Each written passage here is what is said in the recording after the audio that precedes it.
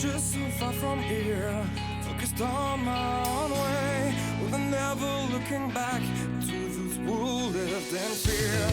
There was nothing I could do, there was nothing you said that could make me realize how much lucky I was. Just out of reach of the fire, was not aware of the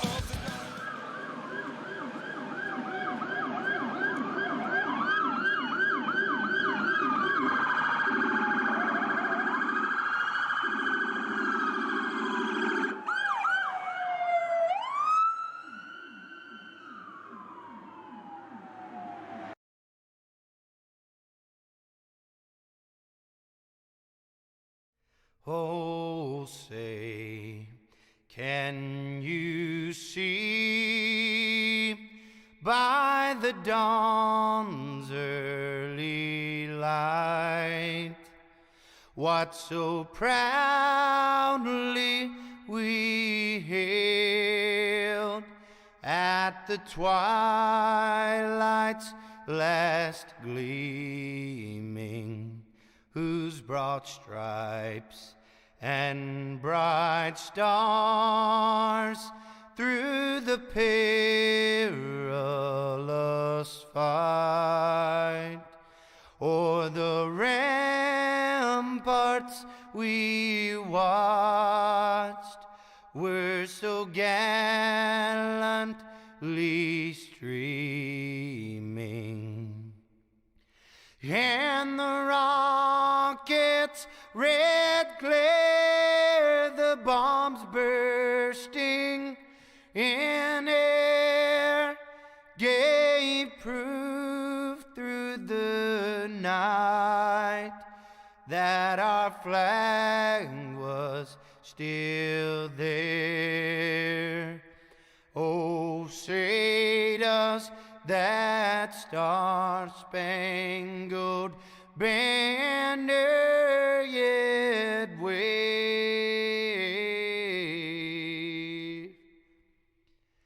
o'er the land of the free and the home of the brave?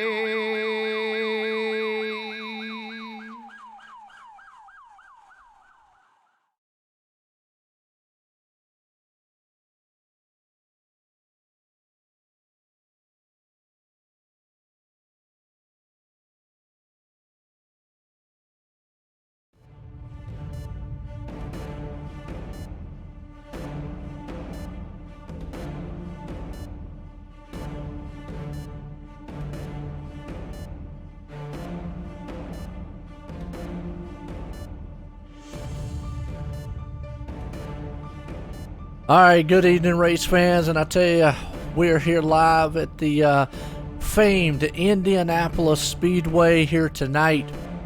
This place has got a lot of history, a lot of glory, and a lot of things going for it. With the Majors here tonight, and they have kind of changed up a little bit. They got a new sponsor on board, the Majors Garage. It is still the Sportsman series here. There is still the Pacific Majors. You can check them out online. But tonight is going to be an interesting one. The Indy 500 here is what they're going to run. We have seen road racing at the start of the year. We've seen NASCAR racing from throughout the start of the year with these guys. Tonight is the first open wheel race that we will see with the Sportsman series, and it will be very interesting how these guys react around each other, because they've been able to beat and bang, trade paint, and do a lot of unique things throughout the year, but these cars just don't react. 220 mile an hour down the straights and around this place is going to be huge fast. Well, I'm Joe White up in the booth, and I'm accompanied by John McConey here. And I tell you, I hope I got your last name right again. I always mess your name up, but you got it. Don't worry. All right, cool. Well, I tell you what, John T. Wimps tonight having a little technical difficulties, but Jeff, I appreciate you jumping up here. And man, the Indy 500, it's going to be great. That it is Indianapolis Motor Speedway. It's a bit of a home track for me. For those of you that don't know, I spend most of my time up at Purdue University, which is just an hour north of the Speedway. So I have been to one Indy 500 before in 2013, but man, it is a track unlike any other. It's difficult to get around this place. It's really easy to make a mistake and end your night, especially in these Indy cars. Really, one wreck can really ruin your entire night here, so you have to be careful. Yeah, it is, and most of these guys in this series and this league, it's all open setup. So these guys are able to make their own style setups and get this thing going. Look, got a good field here tonight. 32 drivers. That's a good turnout. So a lot of these guys are getting geared up, wanting to run this place. It'll be interesting to see what we got. Now, also another thing that they do here, Jeff, and I know you kind of got a new. How you doing out there, Tony? What's the car? I'll put your car numbers up there. Not a problem. I can do that for you. Oh, give me 1 second. We'll slap them car numbers up there. There you go. And but real quick here, one of the biggest major things that they do here, they do a charity on every one of their races. And the charity for the night is the Sarge's Place, and it's a good one. They did they always have one. The link is in the description, folks. Check it out there. But the Sarge's Place is their charity race for tonight, so definitely hit that up, and it's great to see that they do that. Every race they always have a great charity one. So Tony, there you go. Got your car numbers up there for you, man. That'll help you out. So I don't know, getting geared up. 200 laps here tonight. This place is like you said, gonna be tricky with these cars. They're fast there, Jeff. That they are about 225 to 230 miles an hour. They are fast, and there's really no room for error. Another thing about these cars is when you're sitting behind somebody else, the draft is second to none in these cars. I mean, it just pulls you in more than a car at Talladega or Daytona. I mean, you just get, I've seen lap times half a second, if not more, quicker just by being behind another competitor. So right now, though, they're getting lined up, getting ready for the green flag, and they're going to cross the famed yard of bricks right here. That 47 machine is looking quick. Rob Powers leads the way to lap 1. Yeah, it does. In turn 1, everybody tries to get single file. A lot of this race, you're going to see some single file, and you're going to see some slingshot style moves. And with the speeds that they carry around this place, again, this is the first race that these guys have seen open wheel style action, and they've not been able to get up there and kind of put the bumper to each other. So it'll be interesting, but they're already too wide here, trying to mix it up 2 by 2 by 2.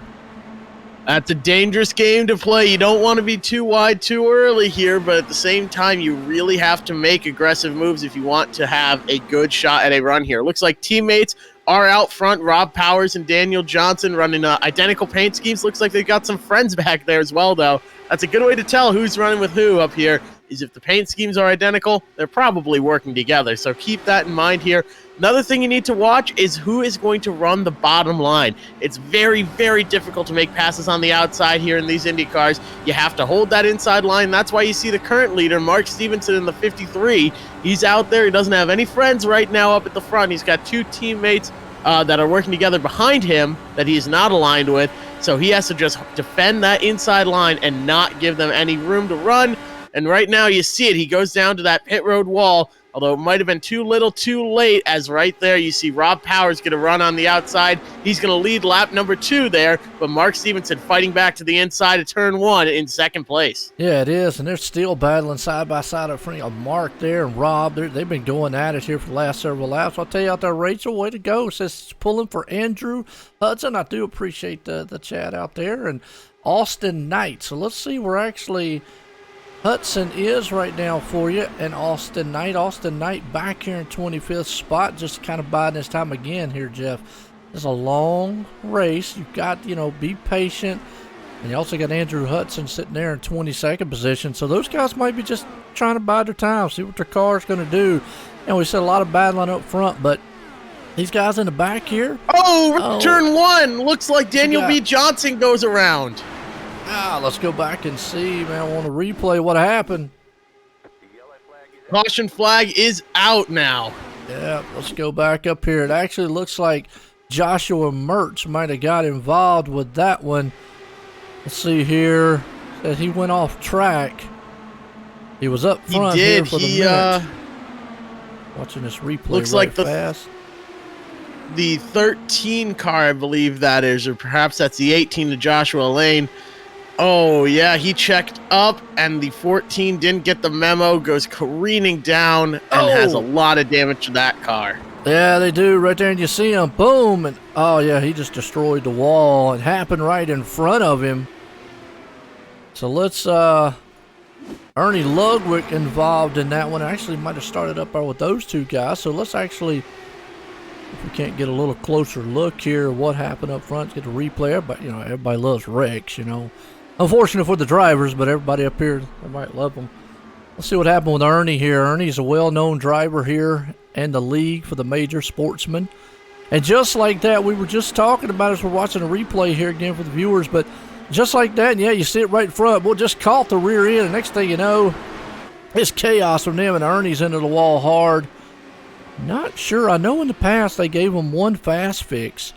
I'm not sure if they gave him a fast fix tonight. I imagine they did since it's been such a long style race, but like we said, this is the first race here tonight, Jeff, that these guys have been in open wheels. So they've been able to get out there and kind of, you know, rub paint with everyone, you know, bump a little bit.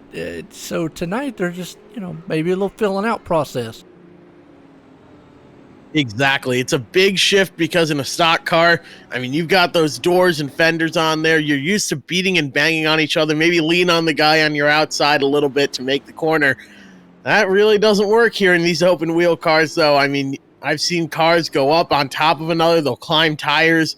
So you really can't touch anyone else. Otherwise, someone is going for a spin 9 times out of 10 in an open wheel Indy car. Yeah, absolutely. Under caution the first time tonight. Let me know how it sounds and looks out there. Tony, I know you said you want those numbers. We got your numbers up there for you. Hope it's helping you out. So good little race here. Appreciate everybody tuning in tonight here to OSR Network on Facebook and YouTube. We're at the Indy 500 for the majors, the Sportsman Series here. And their new sponsor out there, the Majors Garage. So check that out. I got the link down there in the description. Check them out. But you can also, as the Major Series, the Sportsman Series. Now, they've got several other series that they've run. And right now, if you go check out, I always like shouting it out, they have the Pro Series that runs many different series. And I don't know if you know, Jeff, and maybe if you're new out there in the viewing tonight. But the Major Series, they run full-length style series style races. And they race them throughout the year. They have about 12 races they do in a year, but they're all full course style races. Like, you know, we had a Coca-Cola, we had a Daytona race, we've had some, you know, IMSA races and stuff like that. But with that said, they also have what they have their Pro Series that runs, and it's 3 divisions. It is actually the American, European, and then the Australian division that they run. Obviously, the other two, the European is done on Race Spot. I broadcast on the iRacing Esports. And then Sim Speed TV does the Australian one. Global Sim Racing Network right now is doing the American one. So if you want to go check them out, hey, check out the Pro guys. Give them some love over there. But these are the Sportsman Series. Now, not only do they have just the Pro Series, they have like a Pro 1, 2, and 3. Not all of them are broadcasters. It's their top Pro. And this is actually their top Sportsman. It looks like we're going back to green flag here real quick. But the top Sportsman here today, they do have some other Sportsman Series that run. So kind of give you a little idea, rundown of what they do here at the majors. It is very, very interesting. But we're back under green here at Indy. Back under green, Mark Stevenson leads the way into turn 1, but you don't want to get too big of a lead here because off of turn 2 and down the backstretch, this is prime real estate to make a pass. Look at how wide this track is. Here comes Rob Powers with a full head of steam. Mark Stevenson doesn't have a chance out there by himself. He's got someone behind him drafting up, so what does he do? He dives down to the bottom and defends. That's what he has to do. Just stay on the bottom inside line here, and that is your best chance. Notice how wide this track is as well. We can see some 3 or 4 wide action. Mark Stevenson now goes up to the outside. That gives Rob Powers a move down on the inside. He's not clear, so he's got Mark Stevenson has to run the outside line now. Rob Powers is going to power through here. He'll have the advantage going down the backstretch. Let's see if the 18, a teammate of the 47, I'm sorry, not a teammate of the 47, excuse me there. Let's see what the 18, though, can do. Let's see what Zachary Brown can do now. They are both drafting up, but Rob Powers leads the way here with Mark Stevenson sitting in second right behind. Yeah, it is, and right now it is a good battle up front. So Rob Powers there with Mark Stevenson. How you doing out there? I sit with Todd over on the Facebook side. Man, appreciate him tuning in, everybody. Battle on for second place, Zachary, and I do love his little nickname, Did You Know? Well, right now, did you know he's fast and he's going for the lead? That's the one thing he knows about. He's going to take that top spot. He was quick in the last race we had here. Let's hope he can hold it together, but he is trying to take the lead as they storm off down into, it's not really kind of turns. It's kind of, this place is almost like a rectangular style track. Yeah, you have 4 turns, but they have that little short chute in between them. That's exactly right. The short chute is a huge part here, and what's interesting is how you really drive this track as well. You use that short chute to your advantage, where you have to really dive the car in deep in these corners. They're long, wide, sweeping turns here, not too heavily banked, so you use the short chute to your advantage, get some speed, take it out to the wall, and then dive it right back down to the bottom. But right now we're seeing Zachary Brown take advantage of these inside lines and the short chute as well. He's now got a run going on the inside. He's in the middle of the backstretch, not running the bottom, but he's got Rob Powers up on his outside. Here comes Joshua Lane in the 18 now. He's sitting behind, trying to capitalize. He is clear. He's not going to get a run on Rob Powers. Mark Stevenson has fallen back to 4th. Gustavo Sinferani, though, started in 10th. He's all the way up to 5th, having himself a great run. Chris Yatito from 14th to 7th. Greg McEnany started 16th and is now in 8th. Mark McFadden from 13th to 9th. A lot of drivers working their way up through this field. Robert Covey, 26th, all the way to 13th. We're seeing some big movers here. Nathan Medina, 27th to 15th. Guys are on the move here and working their way up through the field. Zachary Brown, most especially, though, from 12th, now leading the way in first place. Absolutely. It's still battle up front. Been riding along here with Zachary and Rob, too. And I tell you the unique thing inside the cockpit here, watching these cars, one thing we don't get to see a lot of is the throttle response of what these guys are. And the good thing about these cars, they have that little indicator on the steering wheel that tells us the throttle response. You can already see inside cockpit that they're really not lifting, maybe very slightly crack the throttle every once in a while, but they're pretty much wide open around this track. Rob Powers and Zachary are up front.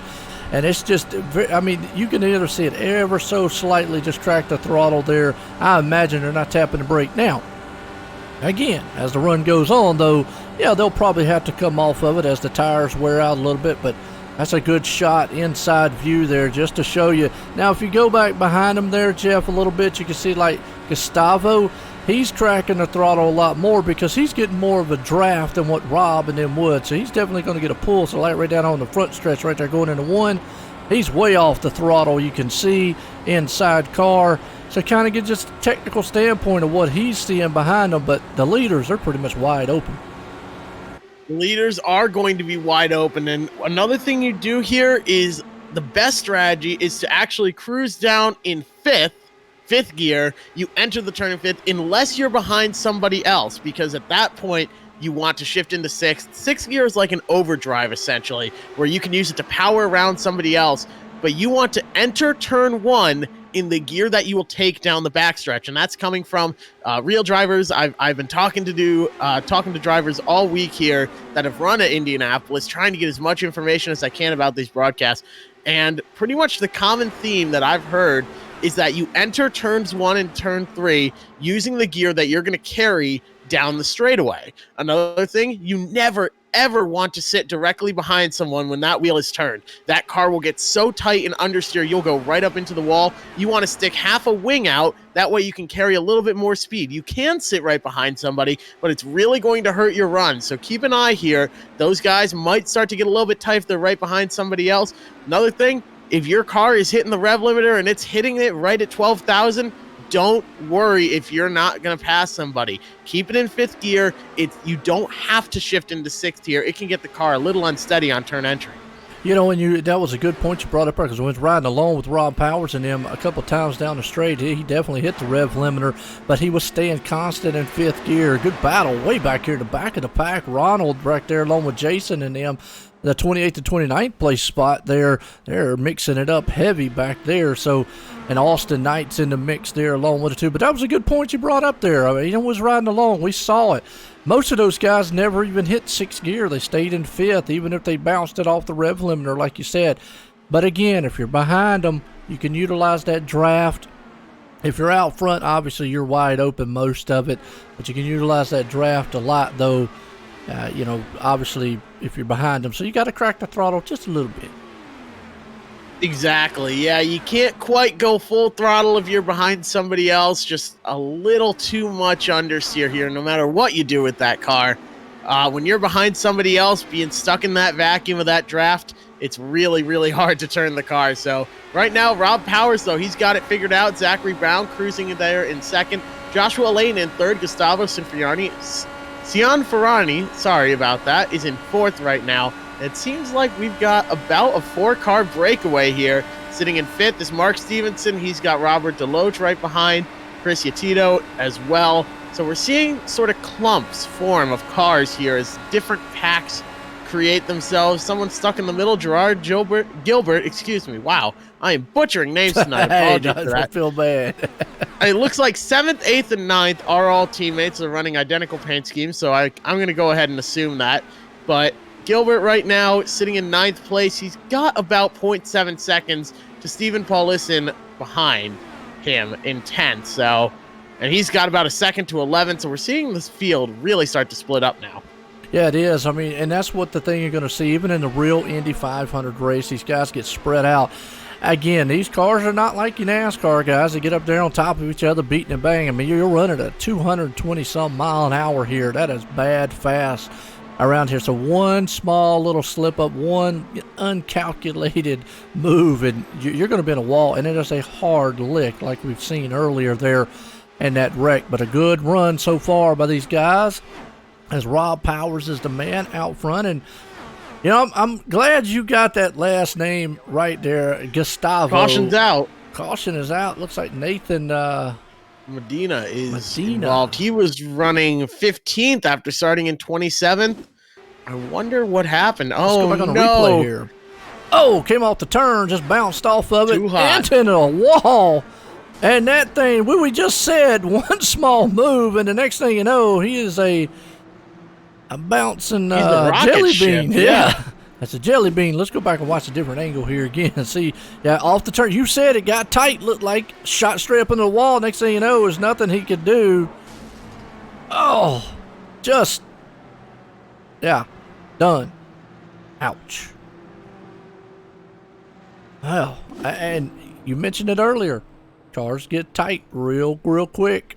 And next thing you know, it'll slam that wall up there. So, hey, you're right, Logan. I mean, I'll be honest with you guys, and girls, I really have never watched much of the Indy 500. And not that I don't respect or like them, because these cars here are technically and some technological styled cars. They are probably the most tech-oriented, besides Grand Prix cars, around. There's so much tech on these cars that make them, and I'm a NASCAR guy, but those cars have nowhere near the tech that a lot of these cars have on them, and the engineering. And you would appreciate that, Jeff, has been an engineering student. The engineering that goes into these machines here, as opposed to any other racing. Now, if you had to, maybe an LMP or a GTE or GT3 car would only be the other one I would think of, but coming from the NASCAR side of things, and even dirt, doesn't even compare to the stuff that these rides and these machines have. Yeah, you're right. These cars, I mean, when you strap in, it's like you're sliding into a jet fighter. It's just amazing, the technology inside of these cars and the adjustments that they can make on the fly. So in NASCAR, you used to be able to adjust your track bar.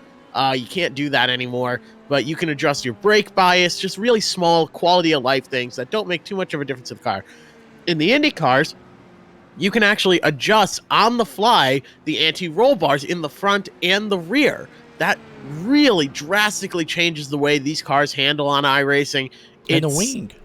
And the wing as well. I mean, you can change all sorts of things, but I mean, you can adjust the anti-roll bar while you're driving. So I'm not sure if you can adjust the wing. You might be able to. I'm not sure on that one. Yeah, I don't know if that is a Grand Prix feature. I do know on one of these cars, I think they have an option to adjust those wings. I don't know. They might have took it away. Now, I'm saying maybe years ago, but I might be talking about the Grand Prix. Now, the Grand Prix car is way different than the Indy car.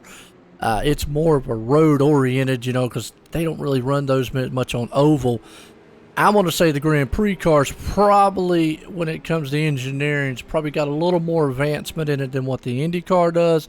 But when it comes to, like you said, tech and stuff, this car here, and like as a driver, they have so much that they can adjust in there. It's crazy. I'm fascinated with tech, Jeff. I really am. I love it. I like race cars, and it's mind-boggling, the speed. I call these big go-karts because really a lot of Indy drivers come from go-kart racing, and if these cars don't handle like what a car, like again we'll reference it to a NASCAR. These cars handle like what would be a big go-kart. I mean, you're stiff. You're usually 1-to-1 on steering, and the responsiveness. You turn that wheel, and that thing turns. Absolutely. A lot of drivers came from go-karting, like you said. I know Whiteland Raceway Park is a very popular place. Newcastle Motorsports Park as well, very popular. I believe there was a big race with a lot of IndyCar drivers there, maybe last year or 2 years ago. I've got a great friend. The guy's name is Jimmy Simpson, who worked his way up, raced pretty much anything he could, from dirt, asphalt, anything with 4 tires he was racing it. Nice. And and he actually ran in Indy Lights, ran in the Freedom 100, ran Skip Barber's, I want to say it was Formula Atlantic it was. As far as I know, he held the track record at Watkins Glen for a long time. He won there. That was like his track. But he ran in Indy Lights for a while and almost made it up to IndyCar, but just funding and, the nature of the sport. So now he works building go-karts. He works with Energy Go-Karts, Energy Midwest, and does a really fantastic job. Does a lot of work for the Purdue Grand Prix. That's how I met him. He built the go-kart that my team ended up buying. So he's a heck of a guy. He's the one that taught me all those tips and tricks about running here at Indy. So I'll throw more of those at you guys throughout the race. But yeah, karting is a huge part of this. But the one thing I did want to touch on was the anti-roll bar here. And in an Indy car and in any car with an anti-roll bar, the way it works is it helps distribute force to help cornering. That's basically what it does at its core. But they are back under green now. Rob Powers still does lead the way. Zachary Brown sitting in second. Rob Powers, though, a really strong run. Seems like he's got this figured out here now. Started in first place, still running in first place. But now he's going to be under fire here from 2 guys. Identical paint schemes, Zachary Brown and Mark Stevenson. Mark Stevenson gets the draft off his teammate Zachary, dives it down to the bottom. Now he's got a run going on the inside. That lets Zachary slip into line as well, and now he's going to have a run. It's going to be side by side for second. Rob Powers is under fire from the 598 of Zachary Brown. He gets a little bit loose there in the corner and holds on to it. Yeah, he does. Got a little loose on that inside, like you said, but they're battling it out with Rob Powers riding along here with Zachary. You can see he's got on his rear view mirrors shake and bake on one side, one on the other. That's kind of cool. You can see it there, folks. And Mark also, so the teammates, Mark out front right now running it pretty good. And you're right. Hey, I tell you what, Sergio, Lucas has moved up pretty good. He's up now to where he's up now. He's up to Lucas Palesso. Hope I said his last name. I know I probably messed it up. Palesso. Police. We'll just stick with Lucas. I think Plesso. That's you're better at names. You're the college expert here. Come on now. Yeah. I think that's Lucas Plesso from 33rd all the way up to 19th now. I will give you credit earlier. Gustavo. I got his first name, but I've never been able to get that last one night, and I think you said it. Sinfario or Sinfario? I think it's Sinferani. Sinferani. Okay. All right. I think so. Sounds about close there. Hey, I'm going to give you credit on it. See, that's why I like working with you, though, because it's nice and easy. Joe White. Easy as can be. That's right. Just simple. Hey, and I try. I tell these drivers, hey, look, I try with their names. I apologize. I would have messed them up too bad. A lot of guys have helped me. Because Gustavo, he helped me out on his for the longest time at the beginning of the season. Right now, looking good. He's up to 4th, and they have got a battle going on between Mark, Rob, Zachary, and Gustavo right there. All 4 of those You could pass, like we said earlier, with these machines, but it is very, very difficult. You can see them right there. They were single file. They get that draft run going down the front back stretch, and they'll try to make the pass, and that's probably what you do is a slingshot style move. That's exactly it, and it looks like we've got two teams battling up here at the front. Mark Stevenson, Zachary Brown look to be working together. Rob Powers and Gustavo now seem to be working together as well. Don't forget about Joshua Alain, though. He can certainly get a good run going here like we're seeing. I don't know if he's going to get to the inside of Gustavo. He doesn't, but now that's a lot of firepower there for those cars behind Zachary and Mark. I think they might need to be a little bit worried. They have some more help coming, though. Robert Deloach and Chris Yatito both on their way up through the field on the march to get up to the front and help their teammates out. Greg McAnini, I think that's how it's pronounced, McAnini as well, though. Man, that's a lot of cars in that team all working together. And if they can get to the front, 5 cars powering around this place have really got a good chance of holding off the field. Teammates definitely work very well here because it can keep the draft and keep those cars in line, like you said earlier. And the draft with these cars play a huge, huge factor. You wouldn't think it would. I mean, let me rephrase that. Yeah, you should think it that way. We're running well over 200 mile an hour. The draft, and this track is a 2.5 mile track. It is more of a flatter style track than what we would say, even though it is the size of like a Talladega or so forth. But still, draft does play a huge factor with these cars. No, they're not tucked up there nose to tail yet. Probably by the end of the race they will be. But right now, you want to keep that distance that they are. And you see the two teammates, Mark and Zachary, they're doing what they need to do. They're working in a tandem up front. You've got it right there. They are really working well together here. I think what we're going to end up seeing is if the guys behind Rob, Gustavo, Joshua, they start to formulate runs here and get a chance at the lead, we could see those two.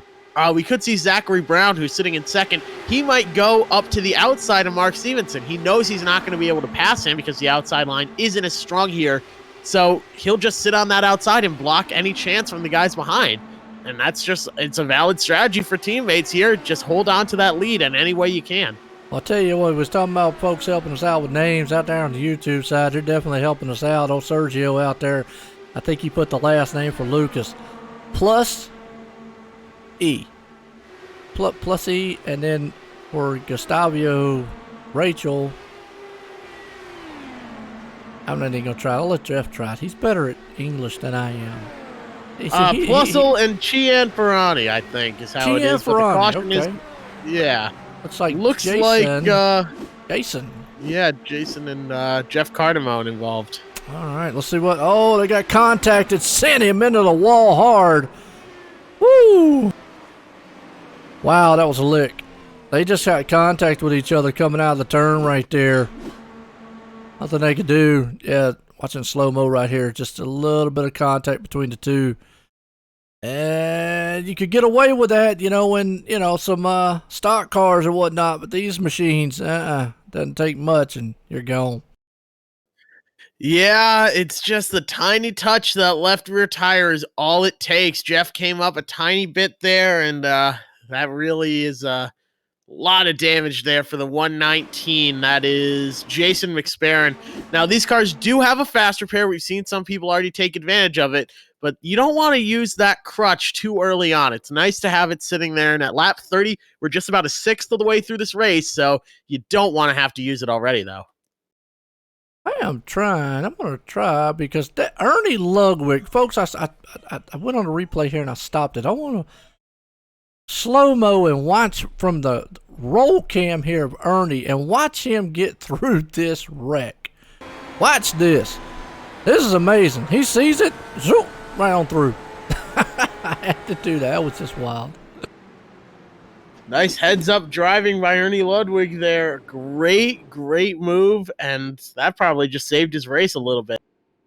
Oh, yeah, short shoots give it and they take it there, definitely, and that's just how it runs here at the Indy. We're at the Indy 500 here tonight for the major series, the Sportsman's class here. And it looks like some guys are going to go into pits, some are going to opt to stay on out.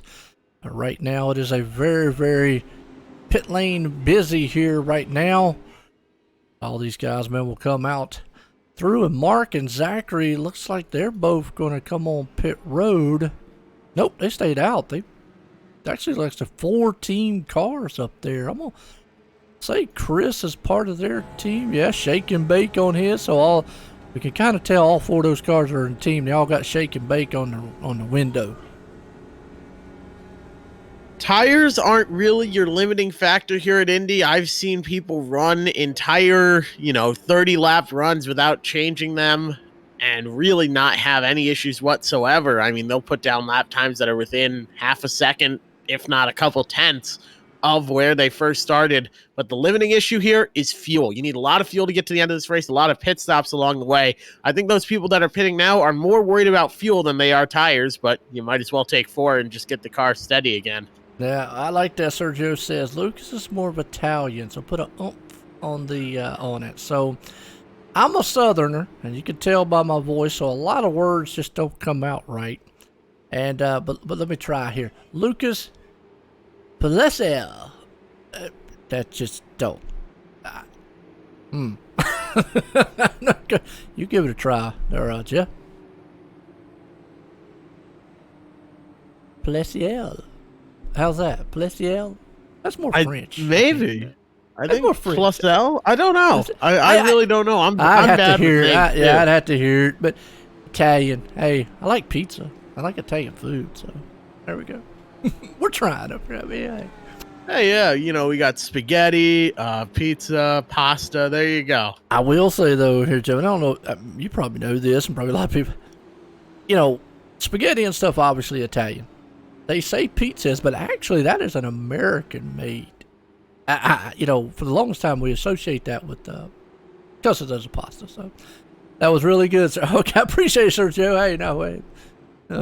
We try. We're trying up here to please all y'all. So not a problem. It's what it is. Have some fun here. 30 laps in, clear air, tires will be okay. You're right. I think what Jeff made a note of there, tires as of right now won't be like they said, the limiting factor. The fuel wheel tires here don't drop off as much. It also depends on how hard you run it, and just about pretty much your setup that you have and how aggressive you want to be. We keep getting the cautions like they are. They're falling at the right time for these guys, though. They are. It's working out well for a lot of these drivers, so keep in mind, though, they do need more pit stops here throughout the race. They can go about 35 laps or so on a full tank of fuel. It all depends. If you're leading, you're going to be burning the most because you're never lifting. And if you're in second place, if you're in a draft, really, you're going to be saving fuel by nature. Absolutely. So we're getting set here to go back green, Indianapolis style. Hope everybody's enjoying it. We're having fun up here with this race so far. It has been a very, very, very good one. I've kind of liked it right now. So it's interesting. And I love road racing. Road racing gets split up a little bit. They've had some pretty good side-by-side here with these guys. But obviously coming from the NASCAR side of things, so it's good. Appreciate it, Sergio. We're getting set to go back green here. We got Mark Stevenson, Zachary up front there. Chris going to be in as pace car is in. The green flag's about to fly. We're going to be back racing. Something unique here, Jeff, though. Something I'm not used to seeing a lot of. And, we already got a huge one on the start. Oh, no. Robert Covey involved. And Gustavio involved in that one. That was actually way back here. Looks like someone checked up. Yeah, a car checked up, and then Gustavo nowhere to go. It looks like he just got into one, and next thing you know, it's chaos from there, and you got cars just trying to hit the brakes, not go anywhere. Wow. And it happens. I mean, that's just racing sometimes. Guy gets checked up, don't get going, miss a gear, and it happens on the start. Yeah, it was really strange. The start of it was Daniel Johnson went when nobody else really did, and he ended up getting into the back of the 5 car. Very, very strange wreck there. Overall. Yeah, it was. Well, we've seen it a lot, in the Wednesday night series, the truck series we do there, Jeff. We've seen, mishaps on the starts. You guys just not get going. Rachel out there, appreciate that again there, Rachel. And it says she lives in the South too. Says give her some fried chicken. and slaw and a Coke. All right, well, that makes that. She reminds me of the Bojangles truck we see every week. You know, that man. Yeah, we were talking about that Bojangles truck last week. There's no Chick-fil-A truck out there, though, in the Kick-Ass Beef Jerky Sim series. Unfortunately, no Chick-fil-A truck. What are we going to have to do? We're going to put a petition out for that. Enjoyed that. That was always good. But I tell you, these guys tonight, they're putting on a good one. I mean, typical, you're going to have some cautions here, and so far, a lot of the cautions we've had have been a little mishap. That one right there, just like we've seen that time and time again. Looks like the leaders are going to jump on pit road this time, Mark and Zachary. But you're going to see a few little mishaps on the start. This Lucas guy is insaner. So, what you thinking so far out there, Jeff? Man, you know what? The guys look like they're trying to be patient up front. You see the teammates working well together. A little bit to go, so maybe they're trying to pace themselves. I think they are, and I think Mark Stevenson, Zachary Brown, they all thought better of their original strat to stay out. Chris Yatito as well. They all came down pit road there, got 4 tires and fuel. I think they sort of realized, they might be listening in, who knows, just how important fuel is, though. And now they're going to be on cycle with some of these other drivers. Actually, they can probably go an extra lap or two because they've stayed out and pitted under the second caution and not the first one. Yes, it is. So we're here at the Majors. Check them out there. The Majors Garage. That's one of the new sponsors here. And the Sarge's Place is their charity of choice here tonight for the Majors. Indy 500 at the famed Indianapolis Motor Speedway here tonight. Well, it's got some new guys up front. Steven, got Carl up there along with Rob Powers.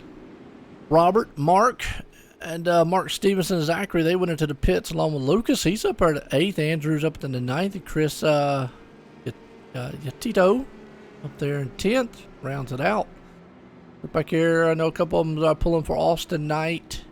He's back in 18th. And a few cars right now, unfortunately, would be out of it here. That would be Chester Thompson, unfortunately out of the race here tonight.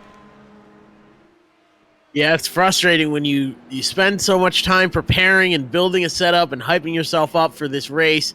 500 miles, 200 laps, and to be out of it early, it's really heartbreaking, unfortunately. So sad to see that those guys will be out. Daniel Johnson sits 1 lap down right now after that incident, but 30 cars still remaining on the lead lap here, and any one of them really can win it. You don't have to be starting out front. You can really make some passes here and work your way up through the field. Yes, you can. Well, Lucas got a fan club out there. Oh, Aiden, he says he's out of body experience putting on a clinic. Well, he's coming through the pack. He's being patient. That's the biggest thing. We use that word week in and week out here. Being patient. You've got to be patient. It's a long style race. You got to see what your car, and obviously you got to be there at the end to win it. That's just any race. You want to see what your car can do. He's definitely got a good machine. He's come through the field. He's up to 8th right now. Yeah, you got that right. 33rd all the way up to 8th. That's easily the biggest mover of the night. Steven Paulison as well, 15th to 1st. Carl Burke, 19th up to 2nd. 13th to 5th for Mark McFadden.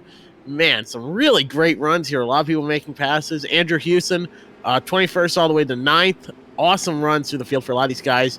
Jeff Cardamone is up to 13th after starting in 31st. So lots of good runs here. Definitely a lot of people you need to keep your eye on and not fall asleep on them. No, you don't. I like old Jeff's machine out there. Nice paint job on that car. We'll see a few of them. As we're getting set here to go back green flag here tonight. Old Steven and Carl up front in this one. Can they hold on to the top spot, or it's going to be the teammates back there of old Mark, Zachary, and a couple of them guys come through the front. We'll just have to see on the restart.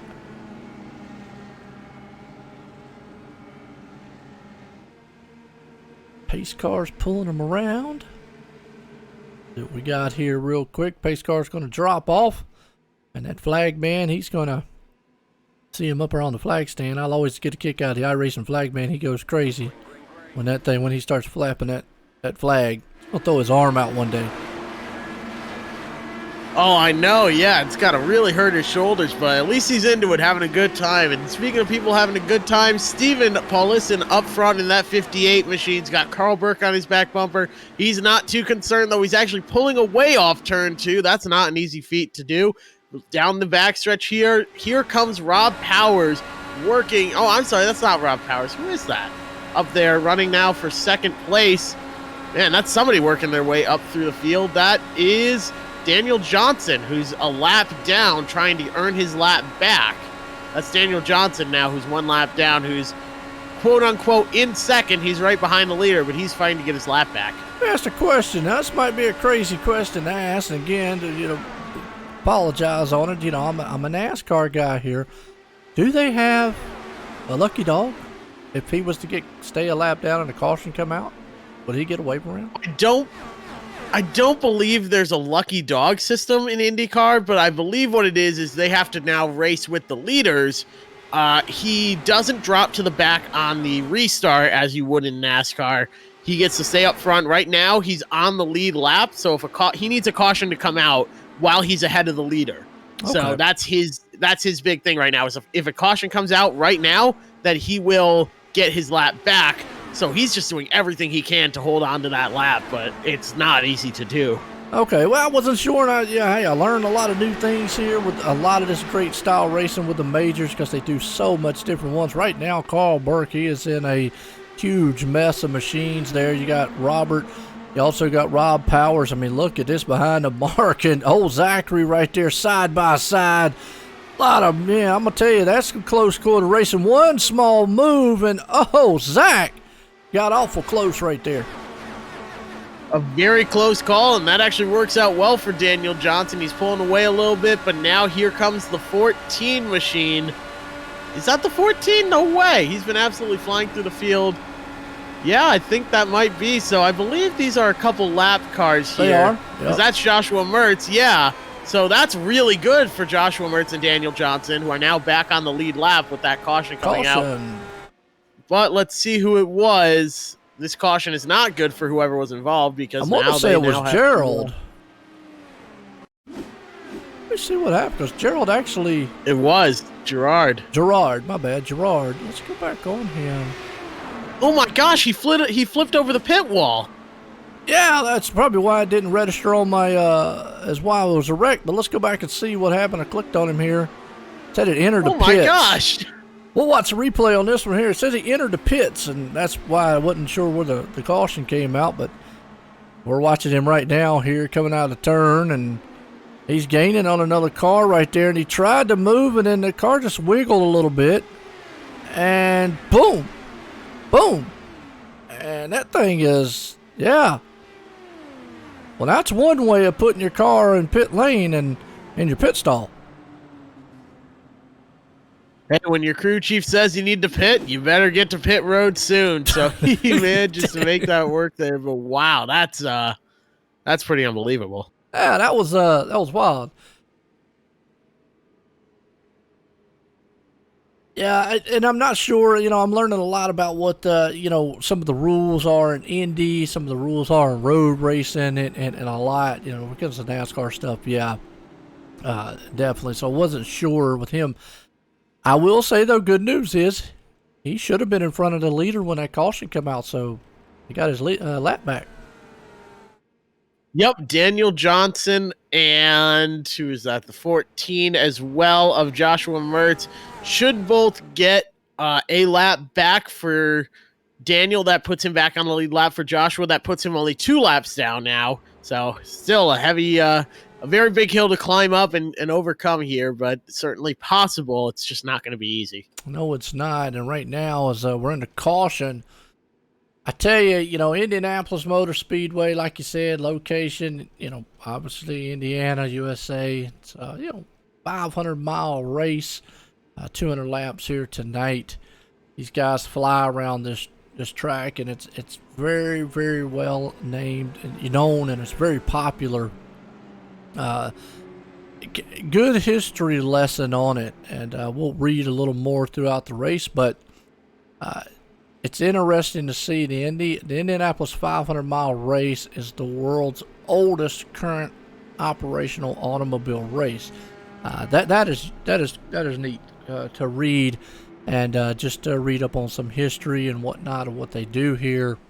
And we'll get into some more here throughout the race.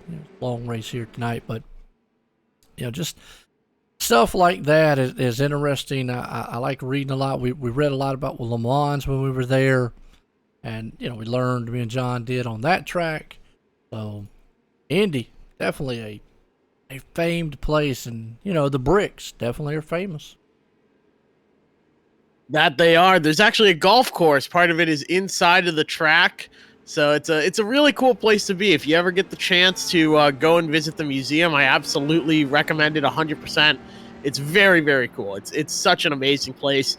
If you guys remember the Mythbusters on the Discovery Channel, they did an episode once where they wanted to see if the downforce from an Indy car passing over a pothole, like a manhole cover, an Indy car passing over it would be able to lift it up. I believe it wasn't able to. Spoiler alert, that the car wasn't able to lift it up. But yeah, very interesting stuff. There are a lot of history at this track. It's a very cool place. Place is big enough to have a golf course. That's wild. Yeah, it is. I don't think the entire thing is in the infield, but part of it is. Well, where would the rest of it be? Outside and around it. Okay. So they got part of it in the infield, rest of it on the outside. Hope they ain't having no golf tournaments during the race. No, I don't think they do anything like that. But that would be cool, though. That would be pretty cool. Oh, yeah, you can see a golf ball fly on the track. Yeah, or a golf club, somebody throw it out there. Yeah, I don't know, 220 mile an hour. I don't know if I'd want to see any golf balls coming towards me. Yeah, probably not. It would not be a pretty sight if you did. Yeah, I noticed one of the things with these cars, and iRacing actually has updated, and this has actually been out, I think, for the last several years. Indy cars used to be open cockpit style cars. Now they're closed. They're more of a closed style cockpit. They have like a shell over the where the driver is. It is a safety feature, but here's the thing with these cars and how fast they are, and there's just not a lot around that driver. Although, we go back to that engineering thing before we go back green. These cars they're meant to disintegrate, to take a lot of the force away from the drivers. So when they do hit the wall, as opposed to, just taking like a blunt force and whatnot. So you think, well, man, they're just kind of in a little cockpit shell. If they hit that wall, they're gonna, it's gonna crumble it. The cockpit shell itself is meant to take an impact and not come apart, but the rest of the car is. And Jeff, about inertia and all that stuff. That's pretty much where you get into the science of G-forces and hitting stuff very hard. Interesting talk there of again, back to the tech of these cars and how they're designed. But green flag flies, we're back racing. Absolutely, and I'll talk more about that in the next caution because it's really amazing the way they design these cars. But we can talk about more on the next caution. Steven now, Paulison, is out front once again from 15th all the way to 1st. Mark McFadden in 2nd place. Rob Powers, though, still sitting in 3rd. Keep an eye on him. He knows how to get around this track. He's been quick. Started on the pole, and I think he's going to be able to get a run going here. Now he's to the inside of the 99, going down the backstretch. He's carrying a lot of speed there into turn 3. Yeah, it is, and they got a good battle back here about 14th, 15th place spark. A 2x2 racing going on here. A lot of guys on top of each other. Long for up there with Rob Powers for the lead. So you've got racing all throughout the field. Again, that's what these Indy cars will do. They'll be single file for a while. You'll see little small packs, and next thing you know, you'll see a guy slingshot maneuver like Rob Powers did right there on Steven. And here comes Mark. He's going to get a good move on the inside and just see if he can't take it. But the two teammates of Zachary and Mark there behind him, they're waiting to see if the door's going to open. And, Mark says, no, I'm not waiting. Yeah, it was very close. I think there might have been a little bit of a miscommunication there between the two teammates, but they get it all sorted out. They are on their way up to the front. Rob Powers, though, has re-inherited the lead, and he's pulling away from 2nd and 3rd. They're so focused on battling each other, it's letting Rob Powers pull away.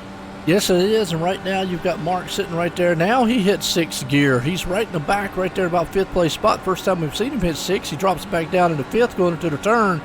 Good onboard shot here just to show you how he's modulating that machine around this track. Looks a little tight right now. He's going into the turns, though. The car doesn't want to, stay down on the bottom there. He hits 6th gear down the big back stretch here, and there's almost three wide. That's not going to work. Oh, I don't know. There's plenty of room for 3 wide here. It just takes many, it takes a lot of skill and a lot of courage and gutsiness to be able to make a move like that. So it all works out, though. Everyone manages to keep it working. But this is a wide track. I mean, you could theoretically go 4 or 5 wide. I don't think we're going to see that here today, but Zachary Brown now up to 2nd. He is right there on that back bumper. Rob Powers, I think we're going to see a run down the backstretch. If he can get to that inside, he'll have the spot. There he goes. Rob Powers decides not to defend the inside. An interesting choice, I think. So now Zachary Brown, let's put him to the lead here.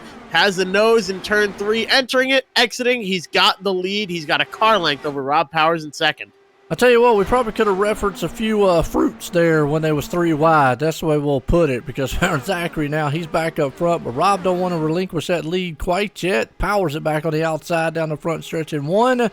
They'll still go tire to tire, wheel to wheel here, side by side.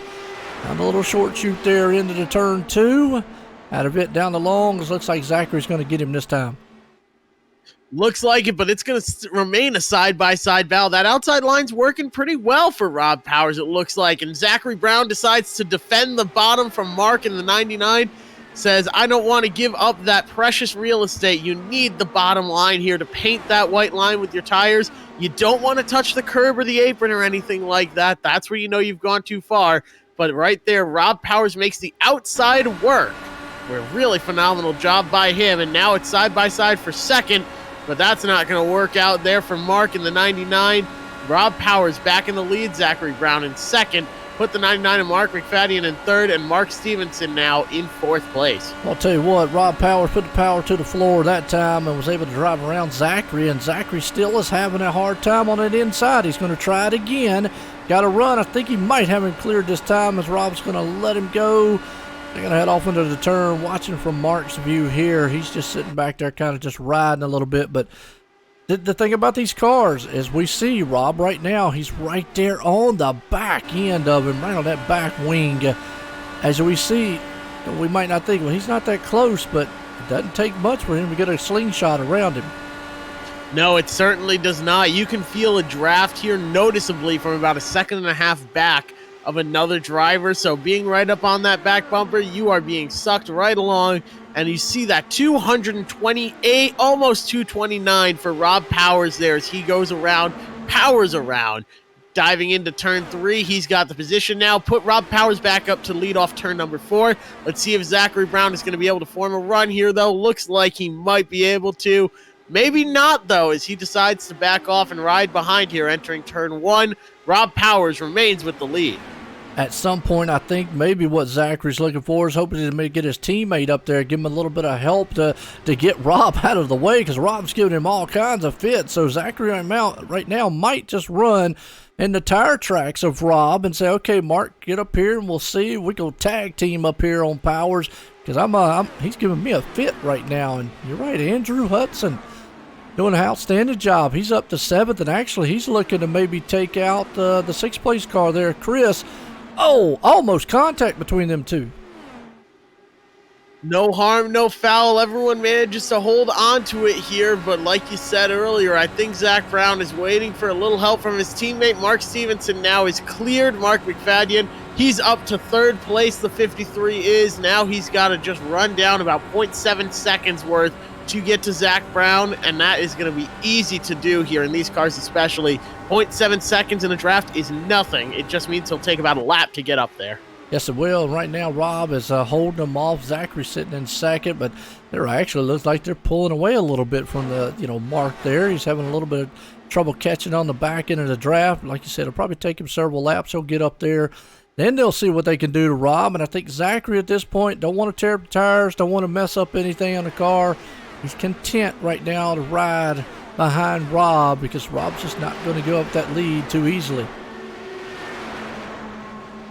No, he's not. You don't want to give up the lead here. You want to just really Ooh. run your own race out front. Oh, we got Sorry about trouble? that. Well, I tell you what, Steven back there in about the 12th place spot came out of the turn, and he almost got clipped. We were watching him there live. Sorry about that, but I tell you, that was No, you're almost disaster. Looked like the car kind of shot up the track a little bit. Don't know who was right there up underneath him, but man, the tires touched each other's wings. He's coming on pit road though. Yeah, might be better safe than sorry here. Come down pit road, get everything all taken care of. But once you touch tires with somebody else, it's very difficult to save the car. So great work by both of them on maintaining control. Yes, it was. I mean, because that we've seen that earlier in the race. Contact going into those turns like that, ever so slightly, it'll send them around. You can save these cars, but you're going so fast, it's so quick around here, and even with these cars have a massive amount of downforce. It's something else we really talked about. At 200 some mile an hour, I don't want to say, but lack of a better word, really here, they're fairly easy cars to drive as long as they're driving good. Let me say that. If they're driving bad, then they're a handful. But we take it back to how these cars feel. They're planted to the track. They turn on a dime. And they're out there. They're very fast, but when you make a mistake, it happens so quickly, and the reaction time it takes to to try to catch it or recover, you just don't have. We got a car at a wall. Caution's out. Andrew Hudson, we saw it in the back there. Again, we were talking about it. Yeah, tight. He got tight coming off, slams the wall, and Andrew Hudson was involved. Actually, it was Chris Yeti, and Andrew was just a victim, just nowhere to go.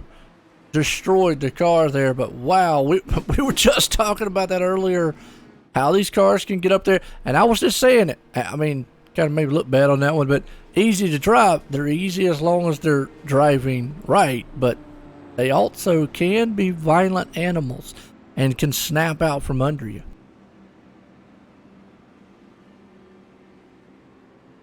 You're very temperamental cars, Indy cars are. They also don't have any power steering. So keep that in mind there. There's no power steering for these guys. It's an easy car to drive until something goes wrong, until you get into dirty air, but up until then, if you're out front and you're leading, yeah, these cars, they drive exactly like you need them to. And you're right. I mean, again, we're referencing back to like a go-kart, and you're familiar with a go-kart just like I am. There's no power steering there. It's pretty much your, tires to the ground, and, you're connected straight to it. And same thing with these cars here. That's why it's kind of you feel everything in the steering wheel as a driver. You're going around these cars. You just kind of feel everything, the seat of the pants there. A unique driving experience.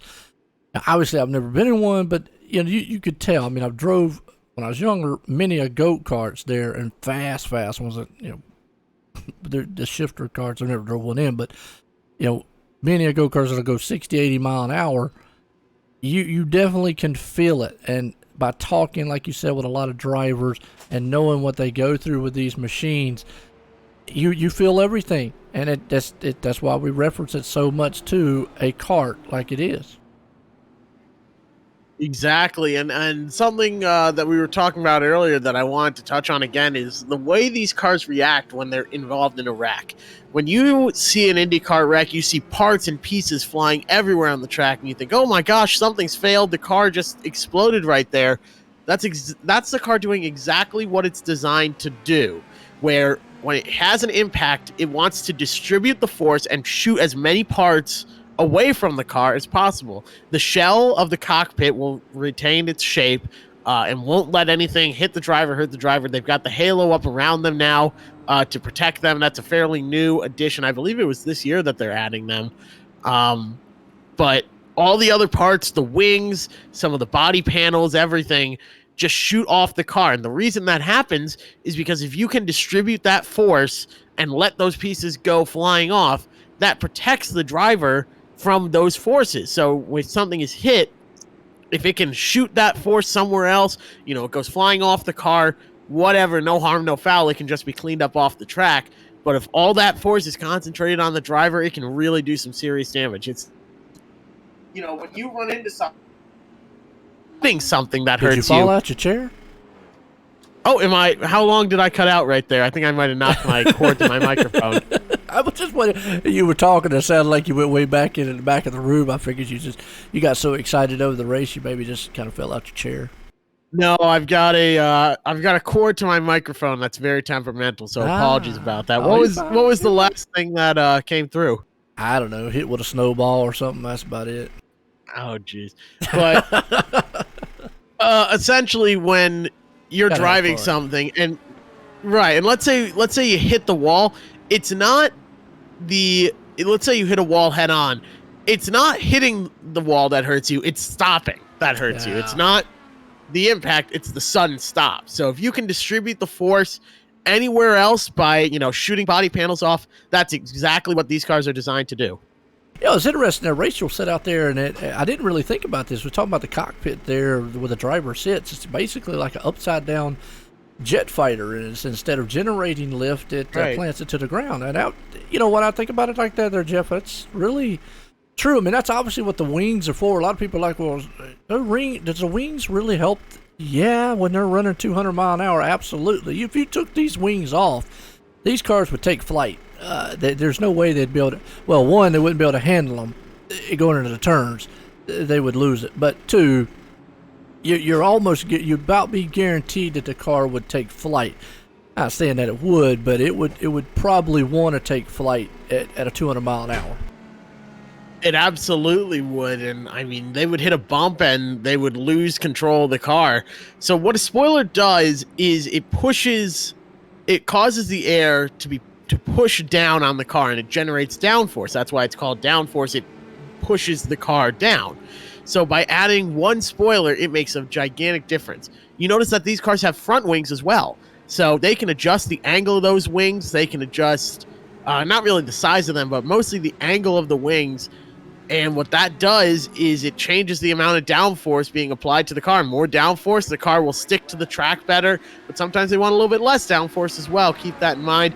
Keep in mind as well, Austin Knight from 28th all the way up to first now leading the way. Rob Powers sits in second, but you've got a car in the middle there. That's Jeff Cardamone. He's 1 lap down. He's 2 laps down, trying to race his way up and earn a lap back, but Rob Powers now working his way down on the inside. He's not going to make it easy there on Jeff.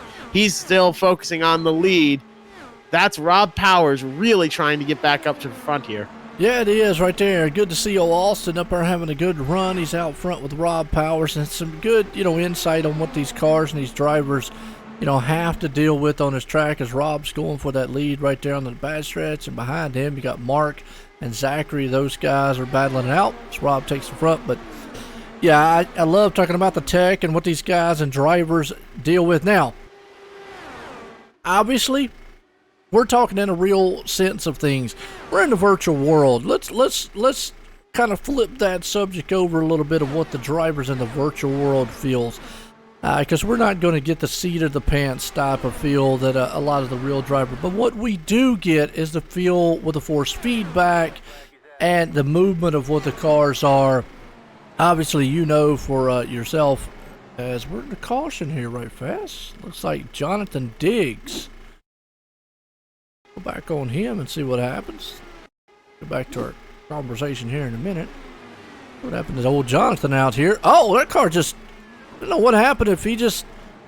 I'm going to tell you what. Wall. Yeah, but it shot straight to the right like something broke and just shot straight as it broke. Yeah. Might have been some technical difficulties there. It looks like his wheel might have gone out on him, honestly, because it bounced into the wall and then it just went straight. Yeah, that's very strange. That's crazy. Yeah, I mean, it's almost like what we'd see in real life blown tire. You just shoot you straight into the wall. And I tell you what, Rachel out there says Austin Knight, the Wolfpack leading. There you go. Well, Austin's up to second right now, but a little bit what I was saying, though, we talk about the real world, what these guys feel in these cars, bringing it over to the virtual world. Obviously we can't feel the seat of the pants that these guys do, but we can feel the one-to-one steering. We can feel that force of how that car turns and how twitchy it is at 200 miles an hour. Of course, we're not going to feel if we hit the wall or anything, or what, like I said, the bumps and everything in the seat of the pants, but You turn that wheel. Now, depending on what kind of equipment, there's many, many different style equipment and wheels. You've got direct drive, belt-driven, gear-driven style wheels. And feel, it all depends on what you have, and that's just the world of sim racing right there. iRacing is at the leading end of it when it comes to anything. They've had a phenomenal year so far. I hope everybody's being safe too. We haven't spoke up, the pandemic thing going on and all, and everybody staying at home.